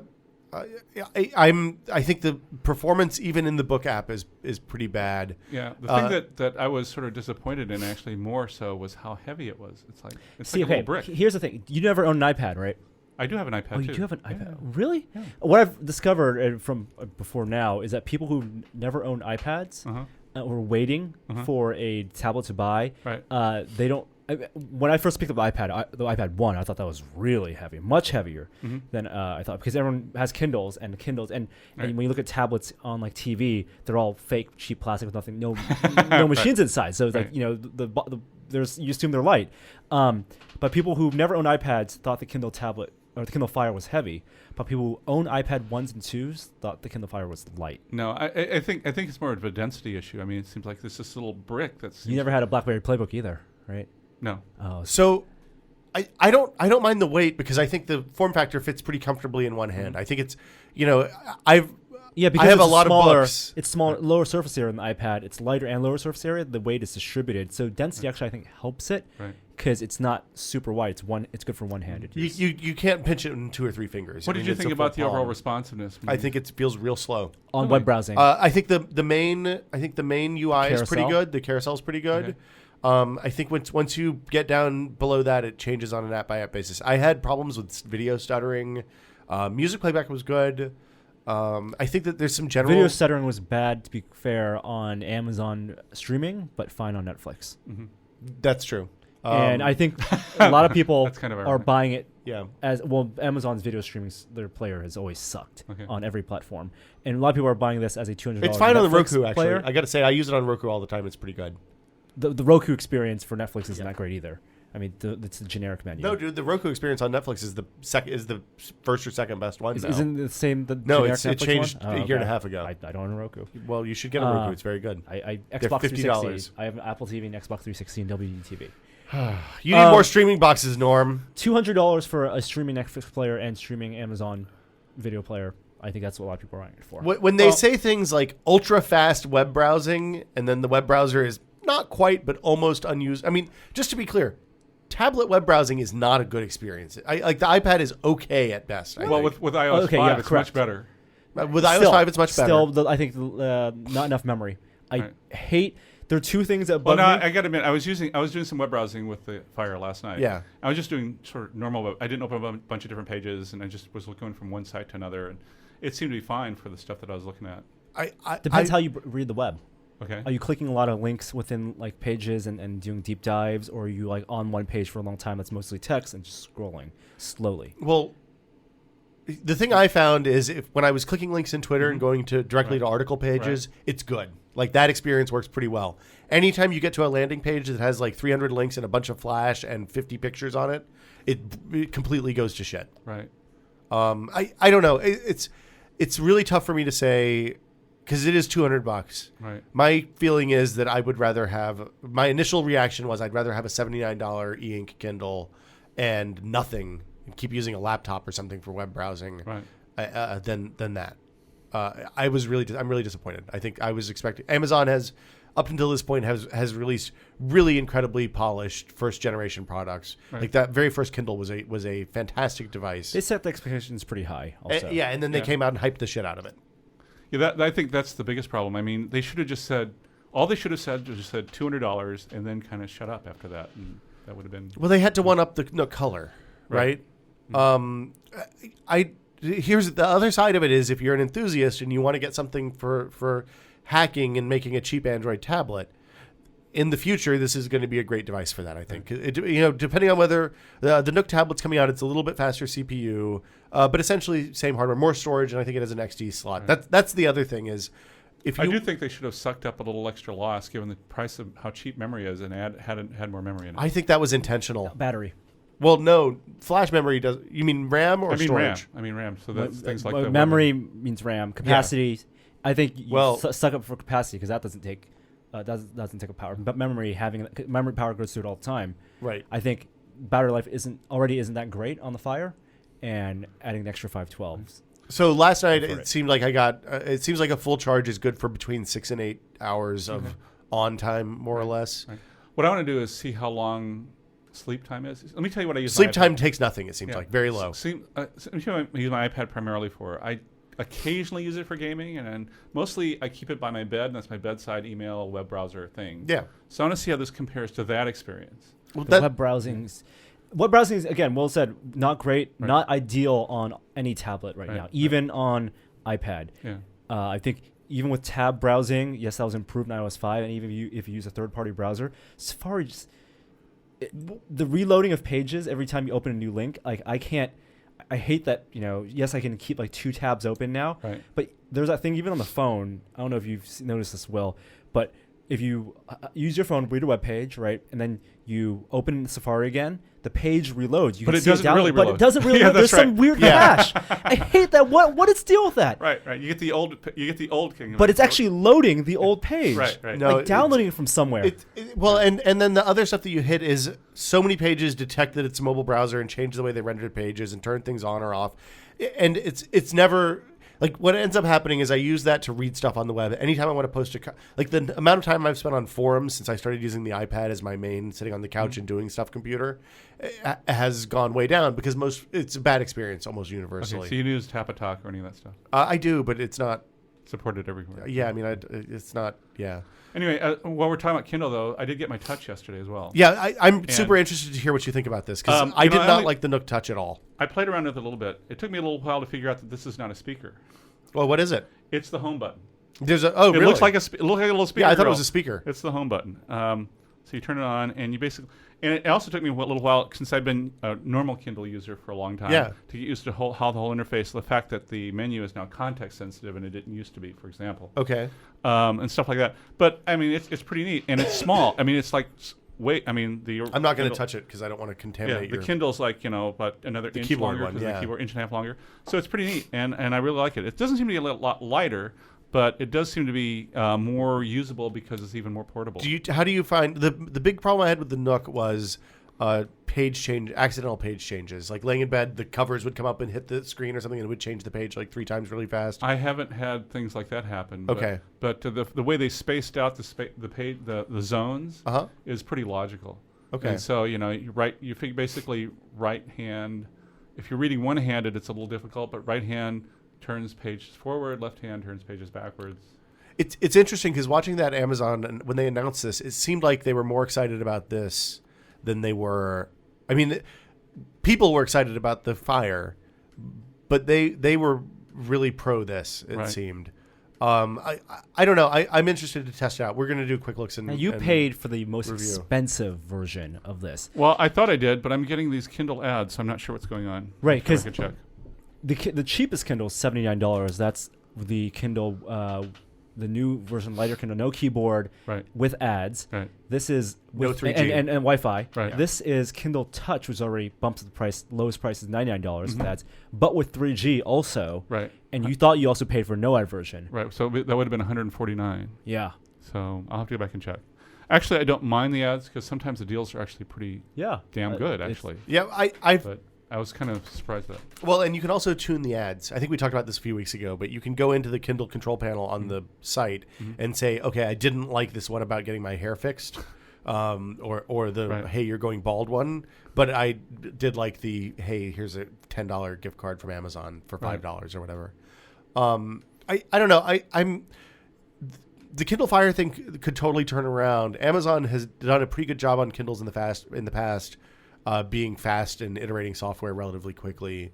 I hope that it seems like the stuff that they've done. I think you're looking at the original Kindle kind of through rose-colored glasses, though. I mean, it was a reasonably good book reader at the time, but it was clunky and the UI was not very polished and some other stuff like that. So, but for core functionality, it was like it was right. The buttons were in the right place. The getting into books was really, really easy and straightforward. And the purchasing experience, while not ideal, was okay. Right. I think that they made like it was a weird device. I had a weird thing happen though. It was kind of funny. This is nothing to do with the quality of the product or anything. So I pre-ordered the Touch, right? And then I still had a regular Kindle 3 that I use for reading and stuff. And I the keyboard one. Yes, and I'd bought several books, and my books aren't here. What's going on? It had been sending the books exclusively to the Kindle Touch, which hadn't shipped yet, and not to my existing one. So I'd actually go into the Amazon, manage your Kindle page and switch that around. It's pretty funny. I'm interested to see how the Nook tablet stacks up. I think if you're interested in buying something to hack and take apart, they've already rooted the Kindle Fire. I mean, that didn't take long. I wouldn't be surprised to see some custom ROM for that in the next couple of weeks. Right. At which point, it kind of becomes a real interesting platform for $200 subsidized Android tablets that you're not going to really subsidize anymore. As it is right now, it kind of remains to be seen how they support it. I'm going to keep. I used it more last night. My impressions are not improving. Like I said, getting into article pages was a much better experience than trying to go to index pages. Well, you can also put third-party browsers, sideload. I've sideloaded Dolphin on it, but I haven't spent enough time with it to talk about Dolphin it yet. HD. Dolphin HD, yeah. Well, hold on. I don't know if Dolphin HD will work because it's the Dolphin HD works. Isn't it the fine. tablet? It works on phones. Dolphin HD. Okay, good to know. Other stuff. Let's see. I posted an iPhone 4S review. I think it's really, really good. I think people should. I think it's a really nice smartphone. And you take back you would not have gotten this if you didn't have to buy it for a review. Now you're happy you had to buy it. I don't know. I don't think it is a smart thing to buy for people who have iPhone 4s. I think that if you have an iPhone 4, I think if you have an should iPhone not buy 4, an iPhone 4S. If you have an iPhone 4 and you're eligible for the discount upgrade, then it is, I think, because you could practically sell your iPhone 4 for the same price. So but then you're going to end up boned when iPhone 5s come out next year. I think the thing to say is if you take a ton of pictures, it makes sense. Also, if you could not get any good reception on your iPhone 4. Oh, that's true. Yeah, as a device for making phone calls, which is probably like the sixth thing I do with my iPhone. Siri is not the reason to buy it.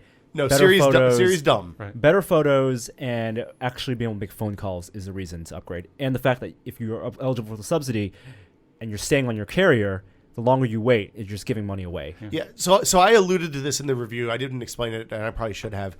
Literally, I got in the car with Gina's iPhone 4 and my iPhone 4S, and I called different numbers that have like, the time is 4:35 at the third beep. I don't know even. I was surprised that they existed, but anyway. And we called those and then drove around just to see which phones conked out when we were commuting back and forth. And the 4S literally could do the entire 45-minute drive home. The 4 dropped in the same 2 or 3 places pretty consistently every day. Using them in similar places like Union Square and stuff like that had similar experience. So if you're somebody that relies on a phone to use as a phone, that might be a good thing to do. Yeah, I mean, Gary has a long history of bitching about AT&T. I think he was probably bitching about the iPhone 4 and didn't know it. Right. And iPhone 3G. I mean, the iPhone 3G antenna was no big shakes either, to be perfectly frank. On the side of really crazy stuff I've been testing, and this is sort of over-the-top things, I built a system for PC World, an article for PC World that was a Sandy Bridge Extreme system. One of the components that went into this was what EVGA calls their classified series GTX 580 cards. First of all, they're factory overclocked, but the really silly thing about these things is that they have 3 gigabytes of video frame buffer per card. Why do you need that? You don't. The stock is 1.5. What's that? Yes, the stock is 1.5. Yes, it doubled. You really don't. I mean, in theory, it's useful for if you're doing lots of GPU compute stuff, which, I guess I could do at some point. In theory, it's also good if I'm doing 2560 by 1600, 8x AA, and all that other eye candy stuff. But even with a GTX 580 at that point, your frame rate starts to tank. So, it's kind of the frame buffer doesn't help. Right. Well, at some point, the thing that is limiting video cards is usually the GPU, not the amount of memory. Right. But surprisingly, it didn't use a whole lot more power than a standard GTX 580. So I guess that's okay. Okay, well, there you go. Is it in a crazy case? No, it doesn't come in a case shaped like a P90 assault rifle. Yep. No, not one of those. Just a box. That one was cool. I'm a little bit disappointed about that. Let's see. Other stuff we've been testing. The Wacom Inkling. Wacom Inkling, Wacom, yeah. Wacom, Wacom, What? Wacom, Wacom, Wacom, Wacom, So Wacom, did you Wacom, not? Wacom, Wacom. There was like big buzz about this 2 months ago when they announced it. So Wacom makes bamboo tablets and Cintiq tablets. Oh, okay. And this is I their, pronounced it Wacom. That's why I kind of. Oh, yeah, okay. But So the it's PR Wacom. people always used to say Wacom when they brought stuff around Maximum PC. Right. I don't know if that's correct. Sometimes the PR people get it wrong. Right. Wacom. It's a digitizer. It's a pen and scanner. So Right. You clip Yes, I the know what you're talking scanner. about now, yeah. So we got that in. It works Is it really neat? well. It's very neat. Okay. Yeah, it's $200 though, which I It's think almost is still, magical. It's a little too expensive. But does it also have all the things that their tablets used to have, including multiple pressure sensitivity? and There's all that? pressure sensitivity Okay. for sure. Yeah. So a Photoshop or Illustrator guy can still use this thing. Absolutely. Well, so the way it works though is it's not like a live update. It's not real time. It's basically recording what you do Right. and then And then can saving sending it. play that back or dump it into the Into- Photoshop as or a Illustrator. vector or yeah. So in other words, if you make a mistake, you don't know until you've uploaded it. Correct. Okay. Yes, absolutely. Yeah. So if you're, I mean, there is a feedback light that Mhm. lights up when it's detecting, but Mhm. you can make a broad stroke and Right. it might It not would pick it up still until think you. that Well, you're you'll still in have the- your paper copy. Right. of So you're course. basically making a digital copy. I think it's for note taking Right. more than anything else. Okay. I mean, I'm sure that some artists will do amazing, beautiful work with it, but it's the kind of thing I could see literally clipping to the top of a legal pad and taking all my notes at CES or whatever with. So battery powered then. I mean, in sense of standalone, and you don't have. Yeah, to it's all rechargeable batteries. Okay. It's supposed to last. It's long time, like Okay. 8 like hours, 15 hours or 8 hours. 15 or something like hours, that. Yeah. and I mean, it's all stored on the USB clip, and you can store hundreds and hundreds of files. You should show Loyd when we finish the show. The video's on the site now. You can check it out if you're interested. Same thing for the Kindle Fire and the iPhone 4S review. Let's see. We also looked at this Peel remote thing. Have you used Peel, the iPhone I app? have read about it, but I haven't actually used it. So it's a kind of silly. I thought it was silly at first, but I got the Peel thing because I And it's got the little cone shape fruit thing shape. that sits on your desk. Yeah, it looks like a pear kind of. Right. But the app is basically, instead of having TV organized by channel, so you go down the grid starting at channel 1 and going to channel 300, it gives context to what's on currently. So it says, okay, here's the TV shows that are comedies that are on right now. Here are the TV shows that are dramas. Here are the procedural crime stuff. Here's the reality. Here's the game shows. And you can kind of scroll through it, and it gives a more friendly presentation for that stuff. It's all searchable and stuff, too. It also does the same thing for movies and sports. So, and you can schedule based on what's coming up. What the device does, it's like $99. I got it for $60 from Fab, I think. What the device does is plugs into your network and serves as a IR blaster interface for the app on your iPhone. So then you can change channel on your TV and on your receiver if you need to, and control your DVR cable box or whatever to actually change to the instead of having to pick up the remote and say, okay, this is on channel 173. You just hit the button, tap the screen that says "Watch Now" on your iPhone, and it does it.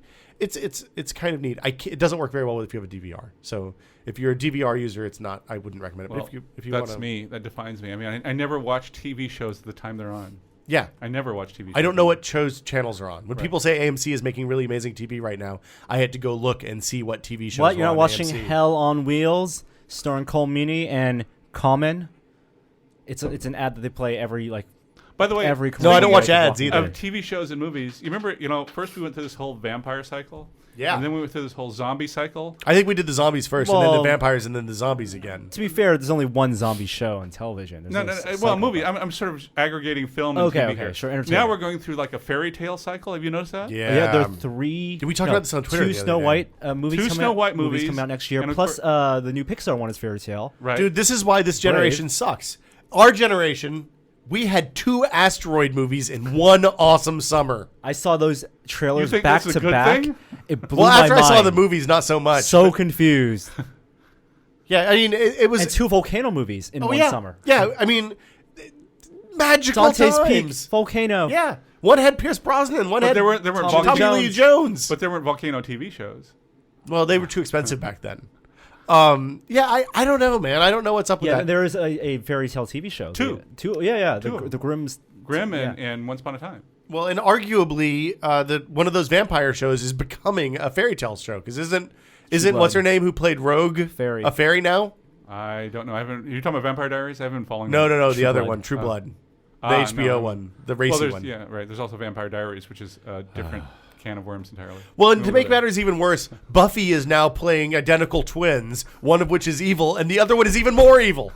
That show's turned out to be kind of good. Gina started watching that, and it's gotten crazy in the last Really, few I watched the episodes. first 2 episodes. They were They're dumb. never going to be able to sustain this. I don't, like, I'm watching that just because I'm thinking, I don't know how in the hell they're going to sustain this. Right. That's a crazy show. I don't know what's up with the fairy tale stuff. I don't. But the guy who made The Cell is making one of the Snow White movies. It looks isn't it? terrible. It looks absolutely terrible. But it's going to be crazy. Nope, it looks absolutely terrible. Really? Terrible. He made The Cell, The Fall, Immortals, and this is his family-friendly movie. Julia Roberts plays the queen. It is terrible. But I bet you it'll look good. No, No, Julia it doesn't even Roberts. look good. Okay. The other one looks better, Okay. even. Because The that Huntsman? was his shtick. All his movies Yeah, look exactly. gorgeous, right? No, The Fall had no CG, and Immortals had almost all CG, and Right. this one has a lot of CG. The Fall is the one that he Costumes self-funded, look good. right? Yeah. I have to admit to guiltily looking forward to Snow White and the Huntsman, though. Which one is that? Is that the one with the girl Charlize from Theron. Oh. Theron That's is the other queen. one. Yeah, with right. I mean, even though the Twilight girl is the main girl, it shows Theron as the queen. But she doesn't look like Oh, the same yeah, person. Kristen Stewart is She the doesn't the look like mouth the same breather person. is the fairest of them all. Is Snow White. Yeah, you know, it's funny. Somebody's I Did you can't. call her the mouth breather? She is a Oh, mouth very breather. nice. No, Rory has a video clip on I'm Screen.com. a mouth breather right now. Rory has a video clip on Screen.com where every scene that she's in, her mouth is open and she's breathing from her mouth, like sighing with her teeth. Yeah. Well, we'll see. I mean, you know, no one. We'll have to see because it could be just a matter of what movie and who the director was. Because what's her name? Black Swan. Darren Aronofsky. Darren Aronofsky. No, the actress. Oh, Mila Kunis. Natalie Portman. Natalie Portman. Yeah. If you had seen her in the Star Wars movie, you thought this person has no future in movies. Or Thor. Right. Well, Kristen Stewart Thor was was in her. Panic Room. That was her best role. Yeah, and I guess she was in Adventureland. Kristen Stewart was the kid in Panic She Room? was Jodie Foster's daughter in Panic Room. Wow. so, you know, I think a lot depends Mind on the movie and the blown. director and a lot of other things. She peaked early, just like, what's her name? From Spider-Man. Kirsten Dunst. Kirsten yes. Dunst. What about there was another movie that was a Little Red Riding Hood movie too, wasn't there? Oh, That yeah. was like a Twilight-y yes. thing? That was last year. With Gary Oldman. Right. And what's her name? That came and went. The girl from Mean Clueless. Girls. Mean Girls, yeah. I don't know what her Clueless I 2, forget her Mean name. Girls. Can I talk about games yet? Yeah, let's talk. yeah, well, yeah. Hold on. Let's finish what we're Minecraft for testing. iOS Okay. came out yesterday. It's, Minecraft shipped, period. I mean, 1.0. and Yeah, this but is- it's- I mean, everybody's it- playing it already, but it's a game now. okay. Yes, right. Well, Yeah. it's like Harry Potterized, right? Huh? There's an There's interview I quests read and on stuff, PC right? Gamer, like it's got magic and shit and dragons. Well, and- it always like if you dug deep enough, eventually you would find zombies and monsters in Right. dungeons. Right. Like you would like that was I the like the magical concept thing. of Minecraft as a real like having a story. Have either of you played Terraria? No. Well, they're basically but the Minecraft. The idea is that it's a world in which you make the story, right? Right. So you go find dungeons and have adventures and crazy shit. Terraria is the same thing, but it was 2D side scrolling. Okay. Yes, I remember seeing this. It's a fantastic game. Both of them are super cool games. I would encourage everybody to check both of them out. But I downloaded Minecraft for iOS, which came out yesterday, last night. It is the same kind of gimped phone version that was on Android. It's more polished than the version that was on Android. I'm sure they've updated the Android version since it came out as well. But basically, I haven't seen any animals or monsters. There's no picking up blocks. You basically have a toolkit of all the blocks. So it's a construction kit. Oh, okay. It's not a adventuring exploration thing. But I made a little castle. And then I spelled my name with bricks. So Of course. Minecraft. Minecraft. Loyd. And last thing, Forbidden Island, which I know you've played. Once. But did you? It's by Matt. What's his name? The Matt pandemic Gleacock. guy. Matt Gleacock. Thank you. Yes, it's Pandemic Light, basically. Yeah, I actually like it. I think it's stripped down. Pandemic is not a bad thing. I like the theme actually a little better than Pandemic. I mean, in some respects, it's kind of cool. You're trying to get off this island, and Yeah. it's kind of neat. It's out for iOS now as well, but it doesn't. It only has pass and play and tabletop, not like wireless Okay. multiplayer. So that was a little bit bummer. And then the last thing on iOS Board Game News is that Ticket to Ride is now available in an iPhone version, which I think is can't a separate purchase. Visualize how that would look. I mean, in the sense of there's so much data in the Ticket to Ride maps that. Anyway. They call it Pocket. It apparently you can play with the iPad version. Okay. I haven't downloaded and tried it yet, but I'm going to for app of the week, app of the day soon.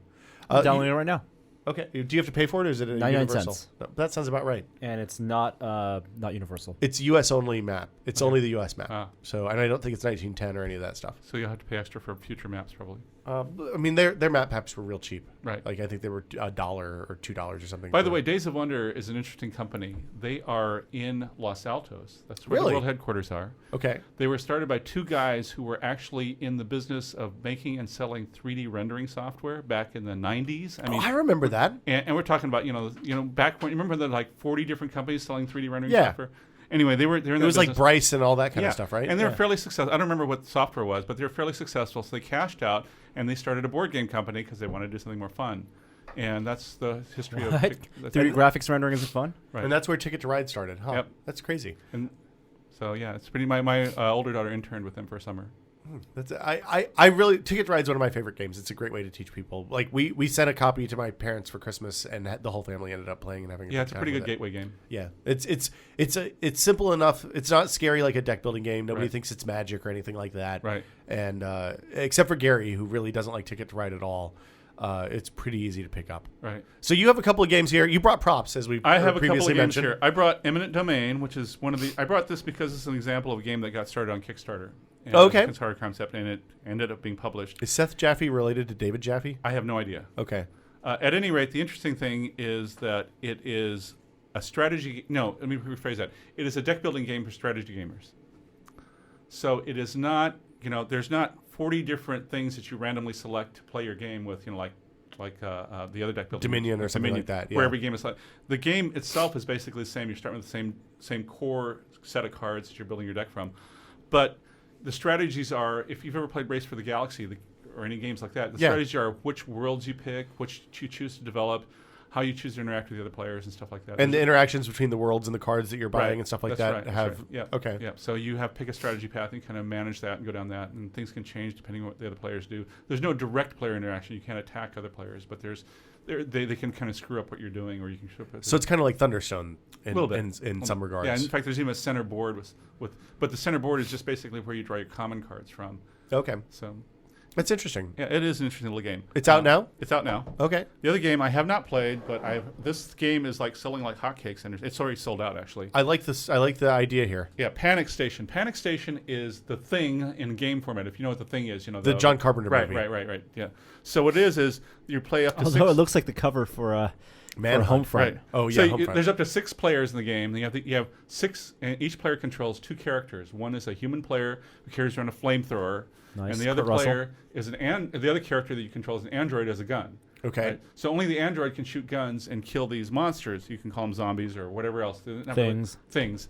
And somewhere in the board, as you develop, it's a tile laying game. So as you explore, you're putting more tiles out. And somewhere is the nest for the monster who's generating all these monsters.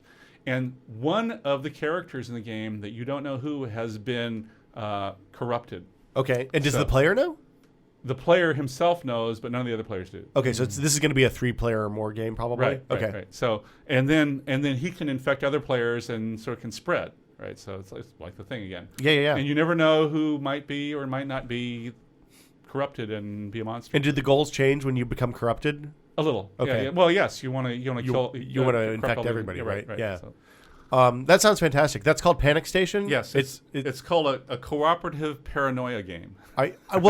I mean, those games are fun. Every time I've played that Battlestar Galactica game, it's Right. been a blast because, like, Hunt the Cylon is a really compelling mechanic. Unless you're the Cylon and you get outed early. Well, then and- you're and- bad at the and- game, and you should Well, suck some of the less. Not me. I'm not saying me. Some of the expansions gave more stuff for the Cylon to do, though. So that was just, like blow up the water tanks or just have more stuff to do. I mean, they had more Have cards. babies. per Be turn. sexy. Right. right fly fighter things. I've been playing a ton of both Thunderstone and the Penny Arcade game. I don't know if you've played that Penny Arcade I game have not played yet. the Penny Arcade game. It is. It takes all the stuff that I like about the kind of dungeon, the boss monster mechanic Right. from Thunderstone, Uh-huh. and makes it less random than it is in Ascension. So there's no there's basically 3 monsters exposed at any given. Sorry. In Thunderstone, there's 3 monsters exposed at any given Right. time, and the deeper in the dungeon they are, the harder they are to kill. Basically. Well, that's a theory. Sometimes you can get a really tough monster up early, and everybody's sort of waiting around to see how they can get further into the dungeon. Well, we've had that but that ends up happening. Then you have real novel kind of things happen. We found. So we ended up building. That happened to us a couple of times where we had like revenants or something really early, and you end up building these crazy huge decks before you kill a single monster, Right. and then roll through the entire dungeon in like 20 turns. Right. the way it works in the Penny Arcade game is there's two competing sets of currency, just like there are in Ascension. But you have kind of the boss monster mechanic from Thunderstone. Okay. So, and instead of the bosses being random, they are tiered. So there's level 1 bosses, there's level 2 bosses, level 3 bosses, and the cost to kill the boss goes up as you get further down. Okay. But you basically can go up either. You can choose either tree you want. Basically, it almost works like a skill tree in WoW or something like that, where you end up having the good currency, the green currency is you don't get points for collecting those cards as you're building your deck, but the bosses are worth more when you kill them. Okay. With the evil currency, each of the cards is worth a little bit, but the bosses are worth a lot less. So you really have to kind of be paying attention to both what other players are doing as well as like maintaining the sanctity of your deck as you go. Okay. And it ends up being a real active game with a lot of kind of player interaction, as well as it's. I think it's a really I was really pleasantly surprised to see that it wasn't just a crappy license game. The Cryptozoic guys did a really nice job with it. It seems like. There's a lot of dick jokes though, so if you don't like dick jokes, you you don't Penny Arcade, and then they're scrotums and stuff. The best card is the touch wieners. It's about dachshunds. Not the fruit fucker. I didn't get the fruit fucker. Oh, okay. I was so bummed. It was at PAX and I didn't know to go get the card. Oh, is it like? It's like it's exclusive. It's like an Essen exclusive card, and they're gonna have it at PAX in Boston apparently. So, a reason to go to PAX in Boston. Let's see other stuff. I guess that's all we've been testing. Anything else, Norm? What have you been testing? We had all Wacom tablet, Inkling, and a bunch of stuff. Yeah. Are you still using Siri? I actually did use it to send text messages earlier this week. You're on a 4? I'm just on a 4. Oh. You just told me that I shouldn't upgrade yet. It was a good choice. You made the right decision, Lloyd. I'm shooting fewer videos with the 4S than I did with the 4. Because of the size thing? Because of size. Have you put Camera Plus on yet? The file sizes are like? Yeah. Well, 5-minute video, which I like if I record a song at a concert, 1 gigabyte. Wow. Are you shooting? Have you installed Camera Plus yet? Okay. I've got to put that on for app of the day. I keep forgetting because I want to see if it will let you do 720p videos instead of 1080p. I'm going to play some music and then we'll answer some questions and call it a show.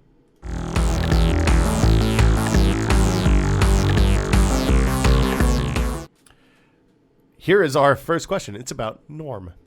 Hey there, Gary Whitta and friends. This is Tyler from... Wait, never mind. This is a Gary. What? Gary Whitta and friends. Screw that guy. We're not answering his question. Jeez. Wait, should we answer it? I don't know. It's about your case using habits. I don't know. He's calling you out on saying that you never use. You said you weren't going to use a case, and now you use a case on your phone. Okay, let's listen to the question. Okay, here we go. Let's see if there's trivia. Hey there, Gary Whitta and friends. This is Tyler from Old Bethpage, New York. A little hometown trivia. The Old Bethpage Black Course has been in the last 3 Tiger Woods games, and whenever there's an event there, traffic kind of sucks. My question is for Norm. A few things you've said over the years have really stuck with me, such as change your pillowcases every 3 days. Every 3 days. Cases are for the careless. They are. Which you said in your What's in Norm's Backpack video. Over the past few months, I've definitely heard people or yourself referring to your phone case. Why have you changed your stance that cases are for the careless? Does your technology suddenly matter enough to you now that you want to put cases on it? Thanks. I think Norm made that. Hold on. First of all, that was the first video I shot. I still stand by case of careless. It turns out I'm pretty careless. Well, also that predates the glass iPhone 4. It did absolutely predate the glass iPhone 4. And there was the first part. Yes, pillows every 3 days. So you have a case on your phone now because you're a coward. No, I have a case on my phone right now because 2 reasons. One, I'm still in the babying the phone stage because I just got the phone. So you had the case on the iPhone 4 for the entire life of the phone. No, not always. But I'll get to that. It's a broken ass case. I didn't want to pay $50 for a case.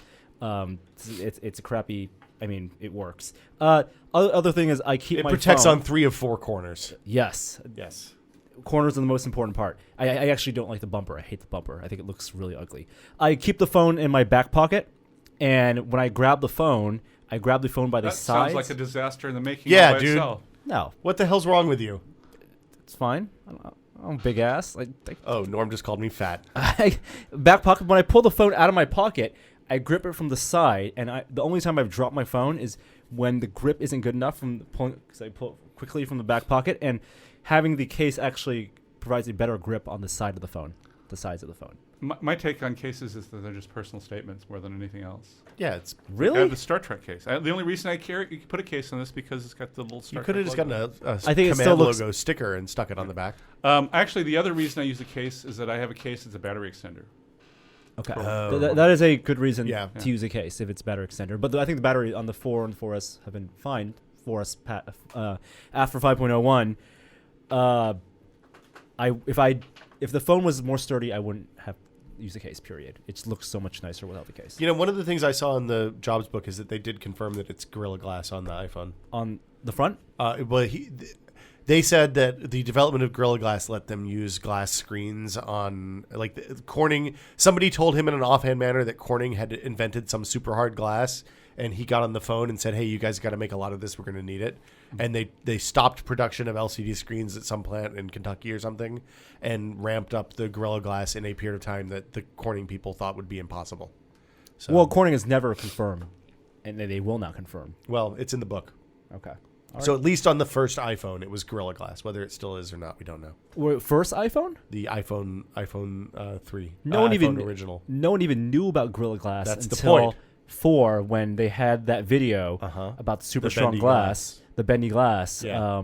The book is talking about Jobs calling Corning in the original iPhone time frame. Maybe that's why Corning had so much money then to produce all these don't ads say. and have this huge marketing push for Gorillas. Yes. Beautiful yet strong. I'm playing the next question now. Hi guys, my name's Matt. I'm a POM living in Newcastle, Australia. Hometown trivia, Newcastle is the birthplace of the band Silverchair and is famous for its coal exports. I'm a stay-at-home dad with 2 young sons and I'm looking for recommendations for a pair of headphones. My gaming time has been forced into the late evening when everyone's in bed and I'm having to play with subtitles on and the sound turned all the way down and it's just not that much fun. I need to play on an Xbox 360 and a PlayStation 3. I don't need a mic as I don't play multiplayer that much, so I'm happy with just a straight headphone set.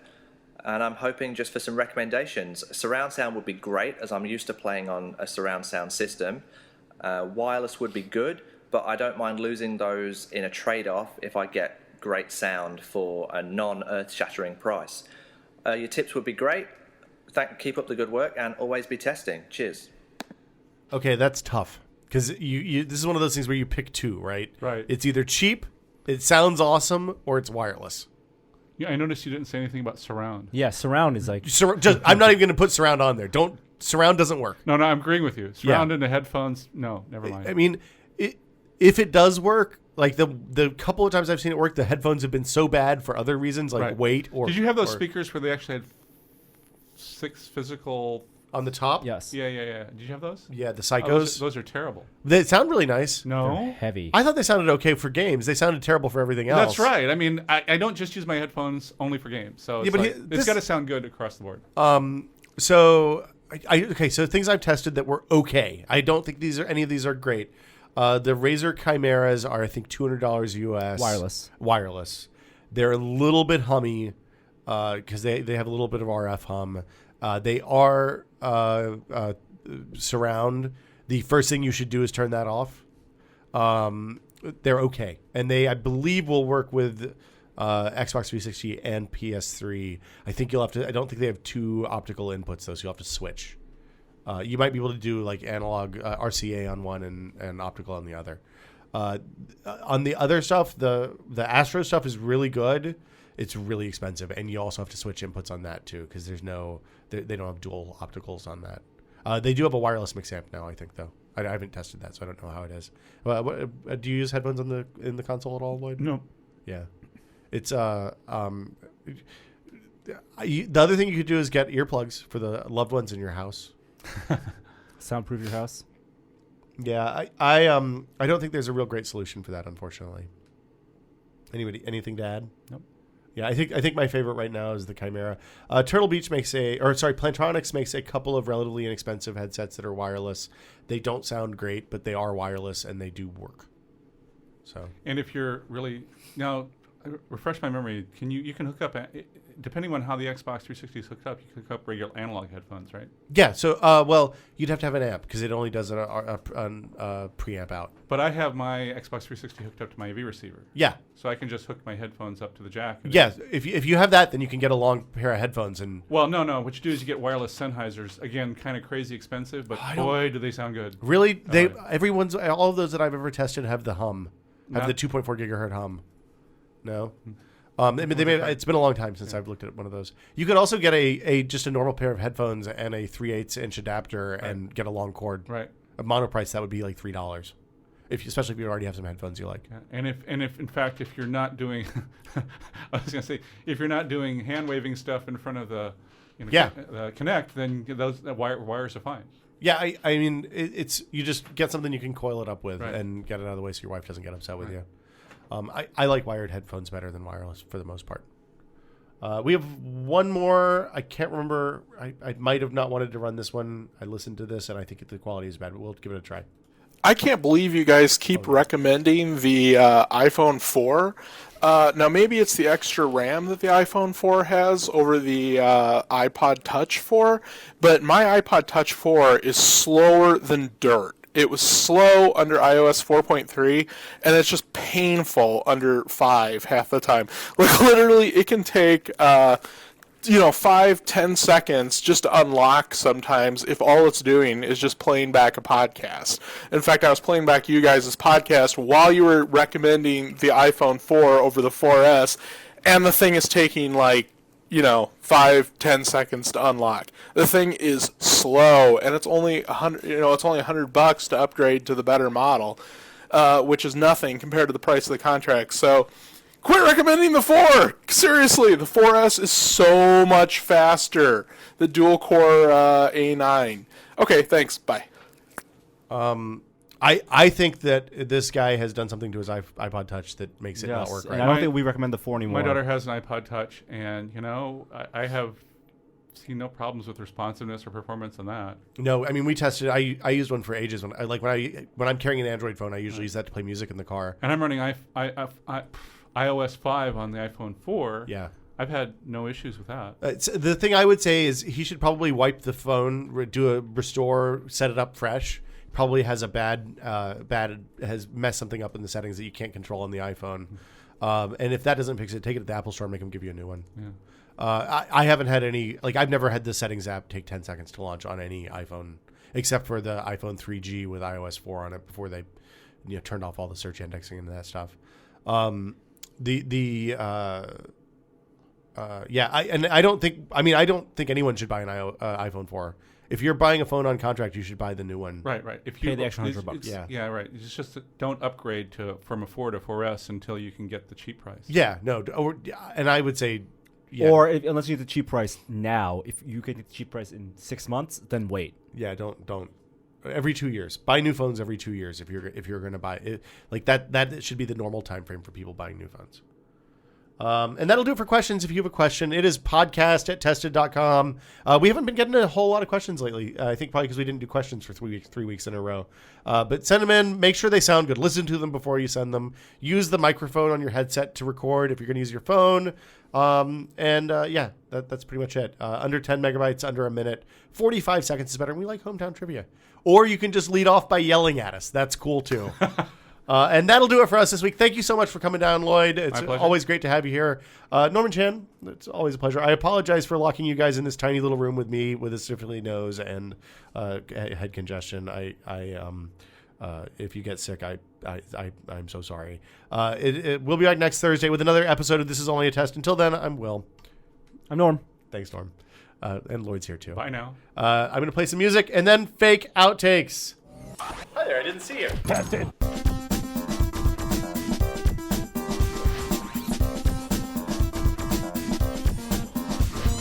Norman Chan, do you have a pulse? 98 beats a minute. That's way too high.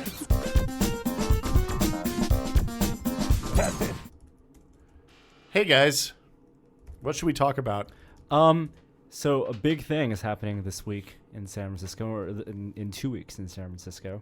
Are we talking about Occupy stuff? No. Okay, that's good. No.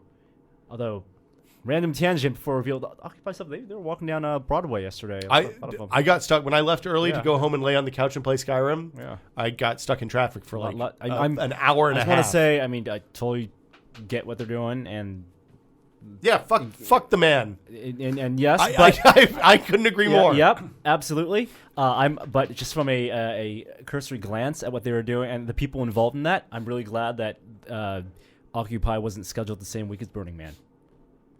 What, you think there would have been I such a massive overlap? I think people would have to make tough decisions. What if the Wall Street guys decide to occupy That's Burning Man what I next was year? just about to say. I think the Wall Street guys should totally drive up in their limos and occupy Burning Man. Oh my God, that's such a terrible idea. It's not going to happen. Anyway, in San Francisco, one of our landmarks that's been around. The Melt? No, landmarks. The Melt. The Melton's not a landmark. You could order a grilled cheese sandwich on the internet, It's been around man. for 2 weeks. It's an institution. Do you drive? Well, Yeah, I drive. the Yahoo billboard. It's going away? It's going away. Thank God. The famous Yahoo Yahoo! billboard. Lloyd, you know what we're talking about? The one with all the light. They had to change the light bulb. So there are two really big famous billboards in San Francisco. The Coca-Cola one, which they have to replace the lights on occasionally, and then the Yahoo billboard, which has been around for about 10 years. And the Yahoo one, I don't know if it uses still halogen lights, but it looks like halogen lights.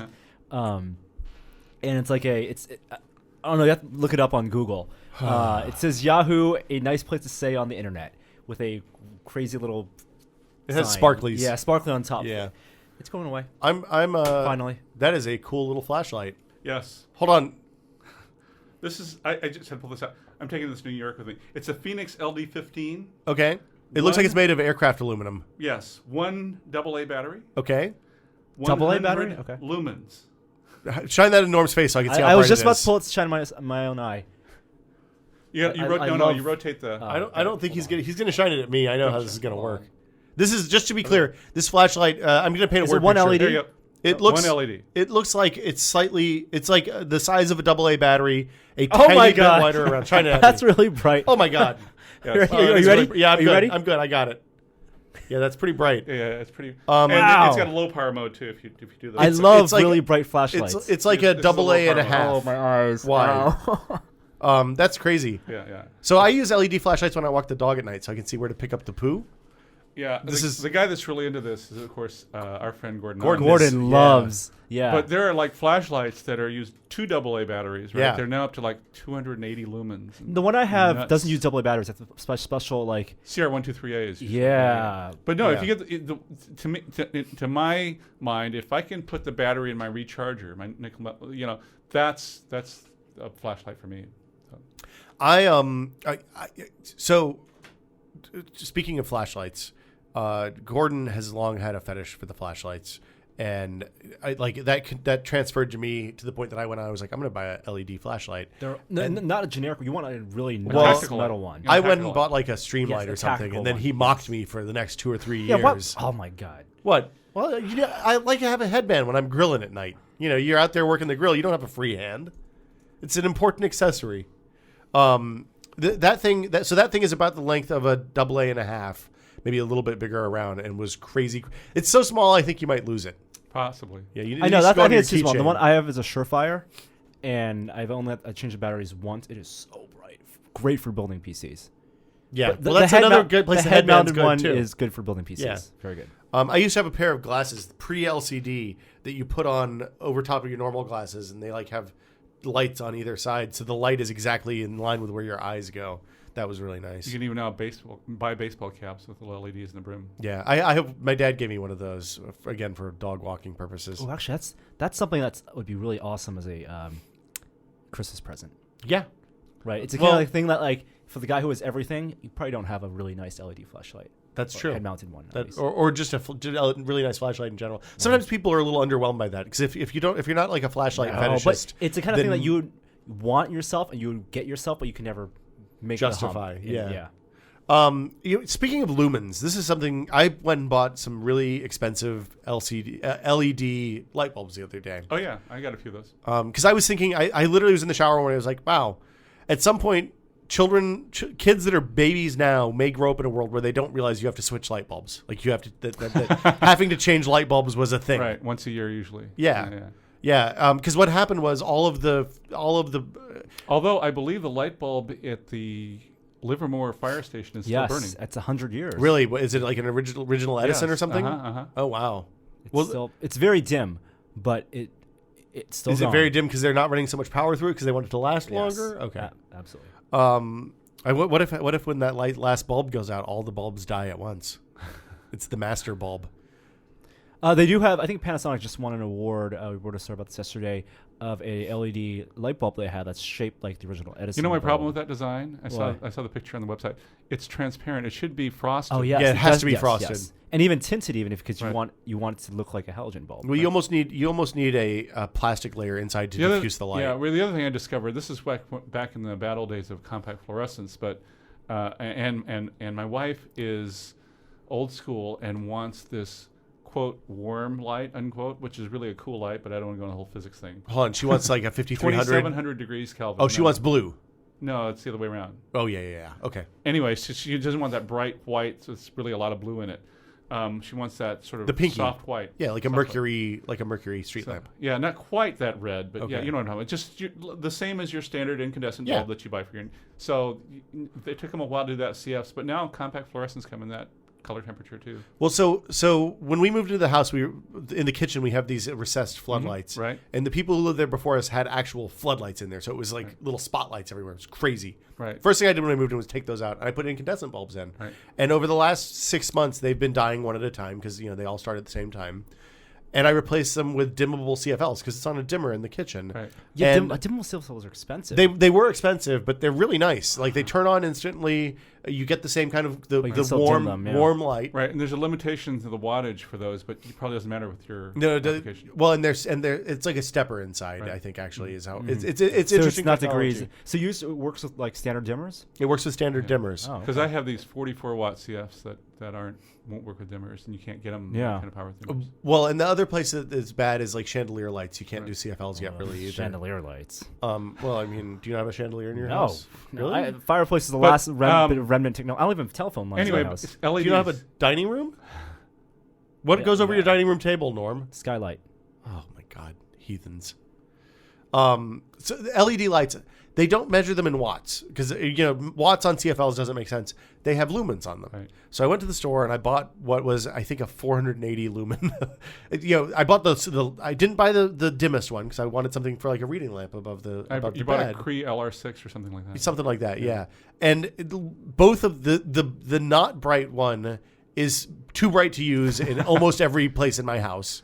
Yeah. And the mid brightness one is like looking at the surface of the sun, basically. Well, we're getting these in our kitchen remodel. We're getting these Cree floodlights built into the recessed, and they all have frosted. Yes. They're Yes. frosted, and they'll put out a ton. 12 watts, but they're like. And 580 they're dim lumens. too, though, right? Or no? They're dimmer. Yeah, Yeah. they work with dimmers. I think I should And invest in those. you can also buy aftermarket ones now that are nicely frosted and everything else. Where do you get them? They have them at Home Depot now. Home Yeah. Depot? Okay, I should. Yeah, you can find like the Philips one on sale. There's two kinds. There's a Philips one, which is just a screw-in bulb, right, fixed in a normal Yep. incandescent socket. Costs on sale, it's about $32 to $35. Oh, Okay. Full price is like expensive. $49. Yeah, but you never buy them again. And if you look at know. the You never CFLs, buy them again. the CFLs are $5 Right. each, And then $6 each. Cree makes one that actually you have to get into the can and clip the wires and No, I don't rewire want it. to do that. But the reason is then you get the sort of uniform bezel look across your house because they got a built-in bezel. Oh, see, so I didn't buy the no. bulbs for the recessed. I'm still using CFLs in the recessed. I bought the LEDs to replace normal bulbs, and I bought the I think they're Panasonic. No, they're not Panasonic. They're Toshiba maybe, Okay. but they have like a metal. They look like they're normal light bulb shape, but they have like a metal bottom half, and then it's a plastic dome on the top. Right. And so they're real spotlighty, even though they're supposed to be kind of a Do you have it in a floodlight. lamp, the lampshade? Yeah, I have it in a What type lamp with a of lampshade. lights are used in the rail lighting and stuff? What do you mean The real really lighting bright stuff? ones, because I have stuff like Usually Oh, those are halogen. Those are Usually. They're real halogen. bad. but I love Well, them. it depends. Not all halogen bulbs use a lot of power. I mean, like my daughter's room, They get really hot. We've got they get really hot, but they've got like 10 of these little mini halogens. They're like 20 watts a piece, but the room certainly gets bright enough. Right. I use it just above my desk. I have like a rail above my desk, Right. and I shine it on my desk and behind the my monitor because Right. I like that.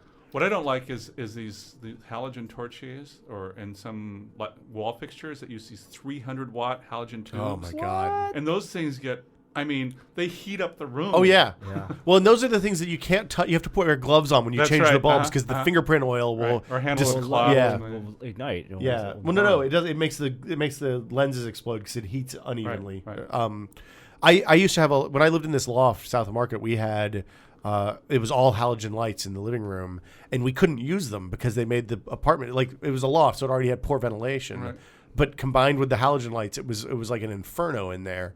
And it was funny because my wife didn't believe me. I was like, "These lights are getting really hot, but they're 20 feet up, so It's you okay can't because really touch them." don't turn on heater in Yeah. my house, and I just use the computer and the halogen lights to warm the room. Well, yeah. The nice thing about playing Skyrim in the living room with the computer in the other room is I don't hear the fans, and I'm not sitting in the sweaty room. So as part of the construction effort for this kitchen remodel, they had to put some new foundation bolts in so they were down in my wife's office. So my wife moved into my office, and she says, "It's really warm in here."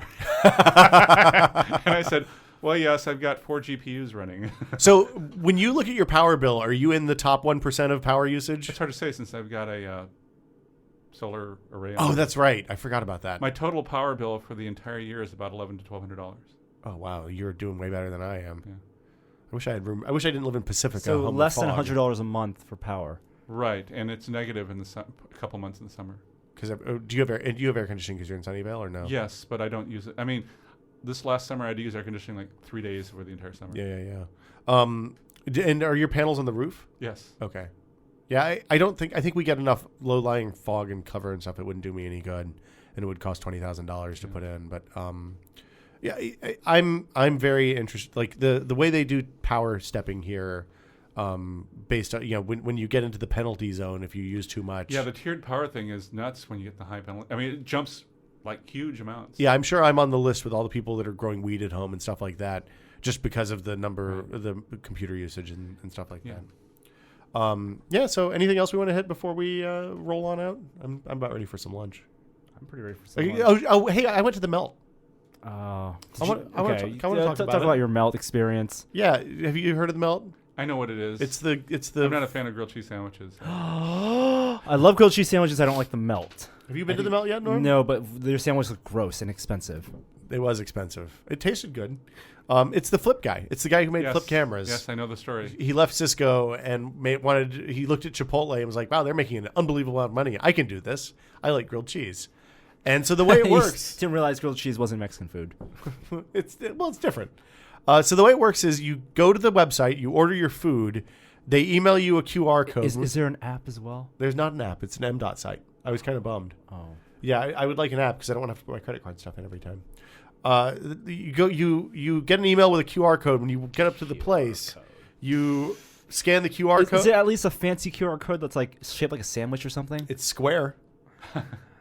Sandwiches are square.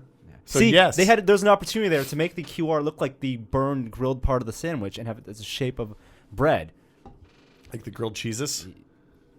Exactly. Okay.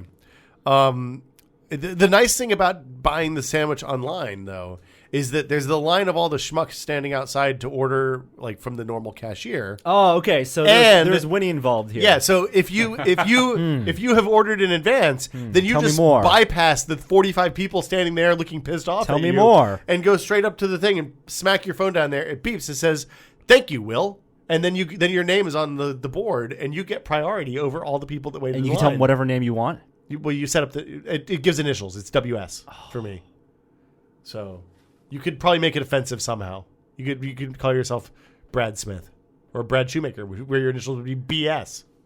I think that's the worst you can get. Maybe FU. So the Frank best time Undertaker. is to go when there are tons of people waiting in line. You still go into the so they don't start making your sandwich until you scan the thing, which is where the system breaks down. Oh wait, you go in, scan, and then they make the sandwich. Yeah, of course, because if you called it in and they started making it, then you would have a soggy grilled cheese. Yeah, you don't want a gross grilled Yeah. cheese sandwich. That's the whole point.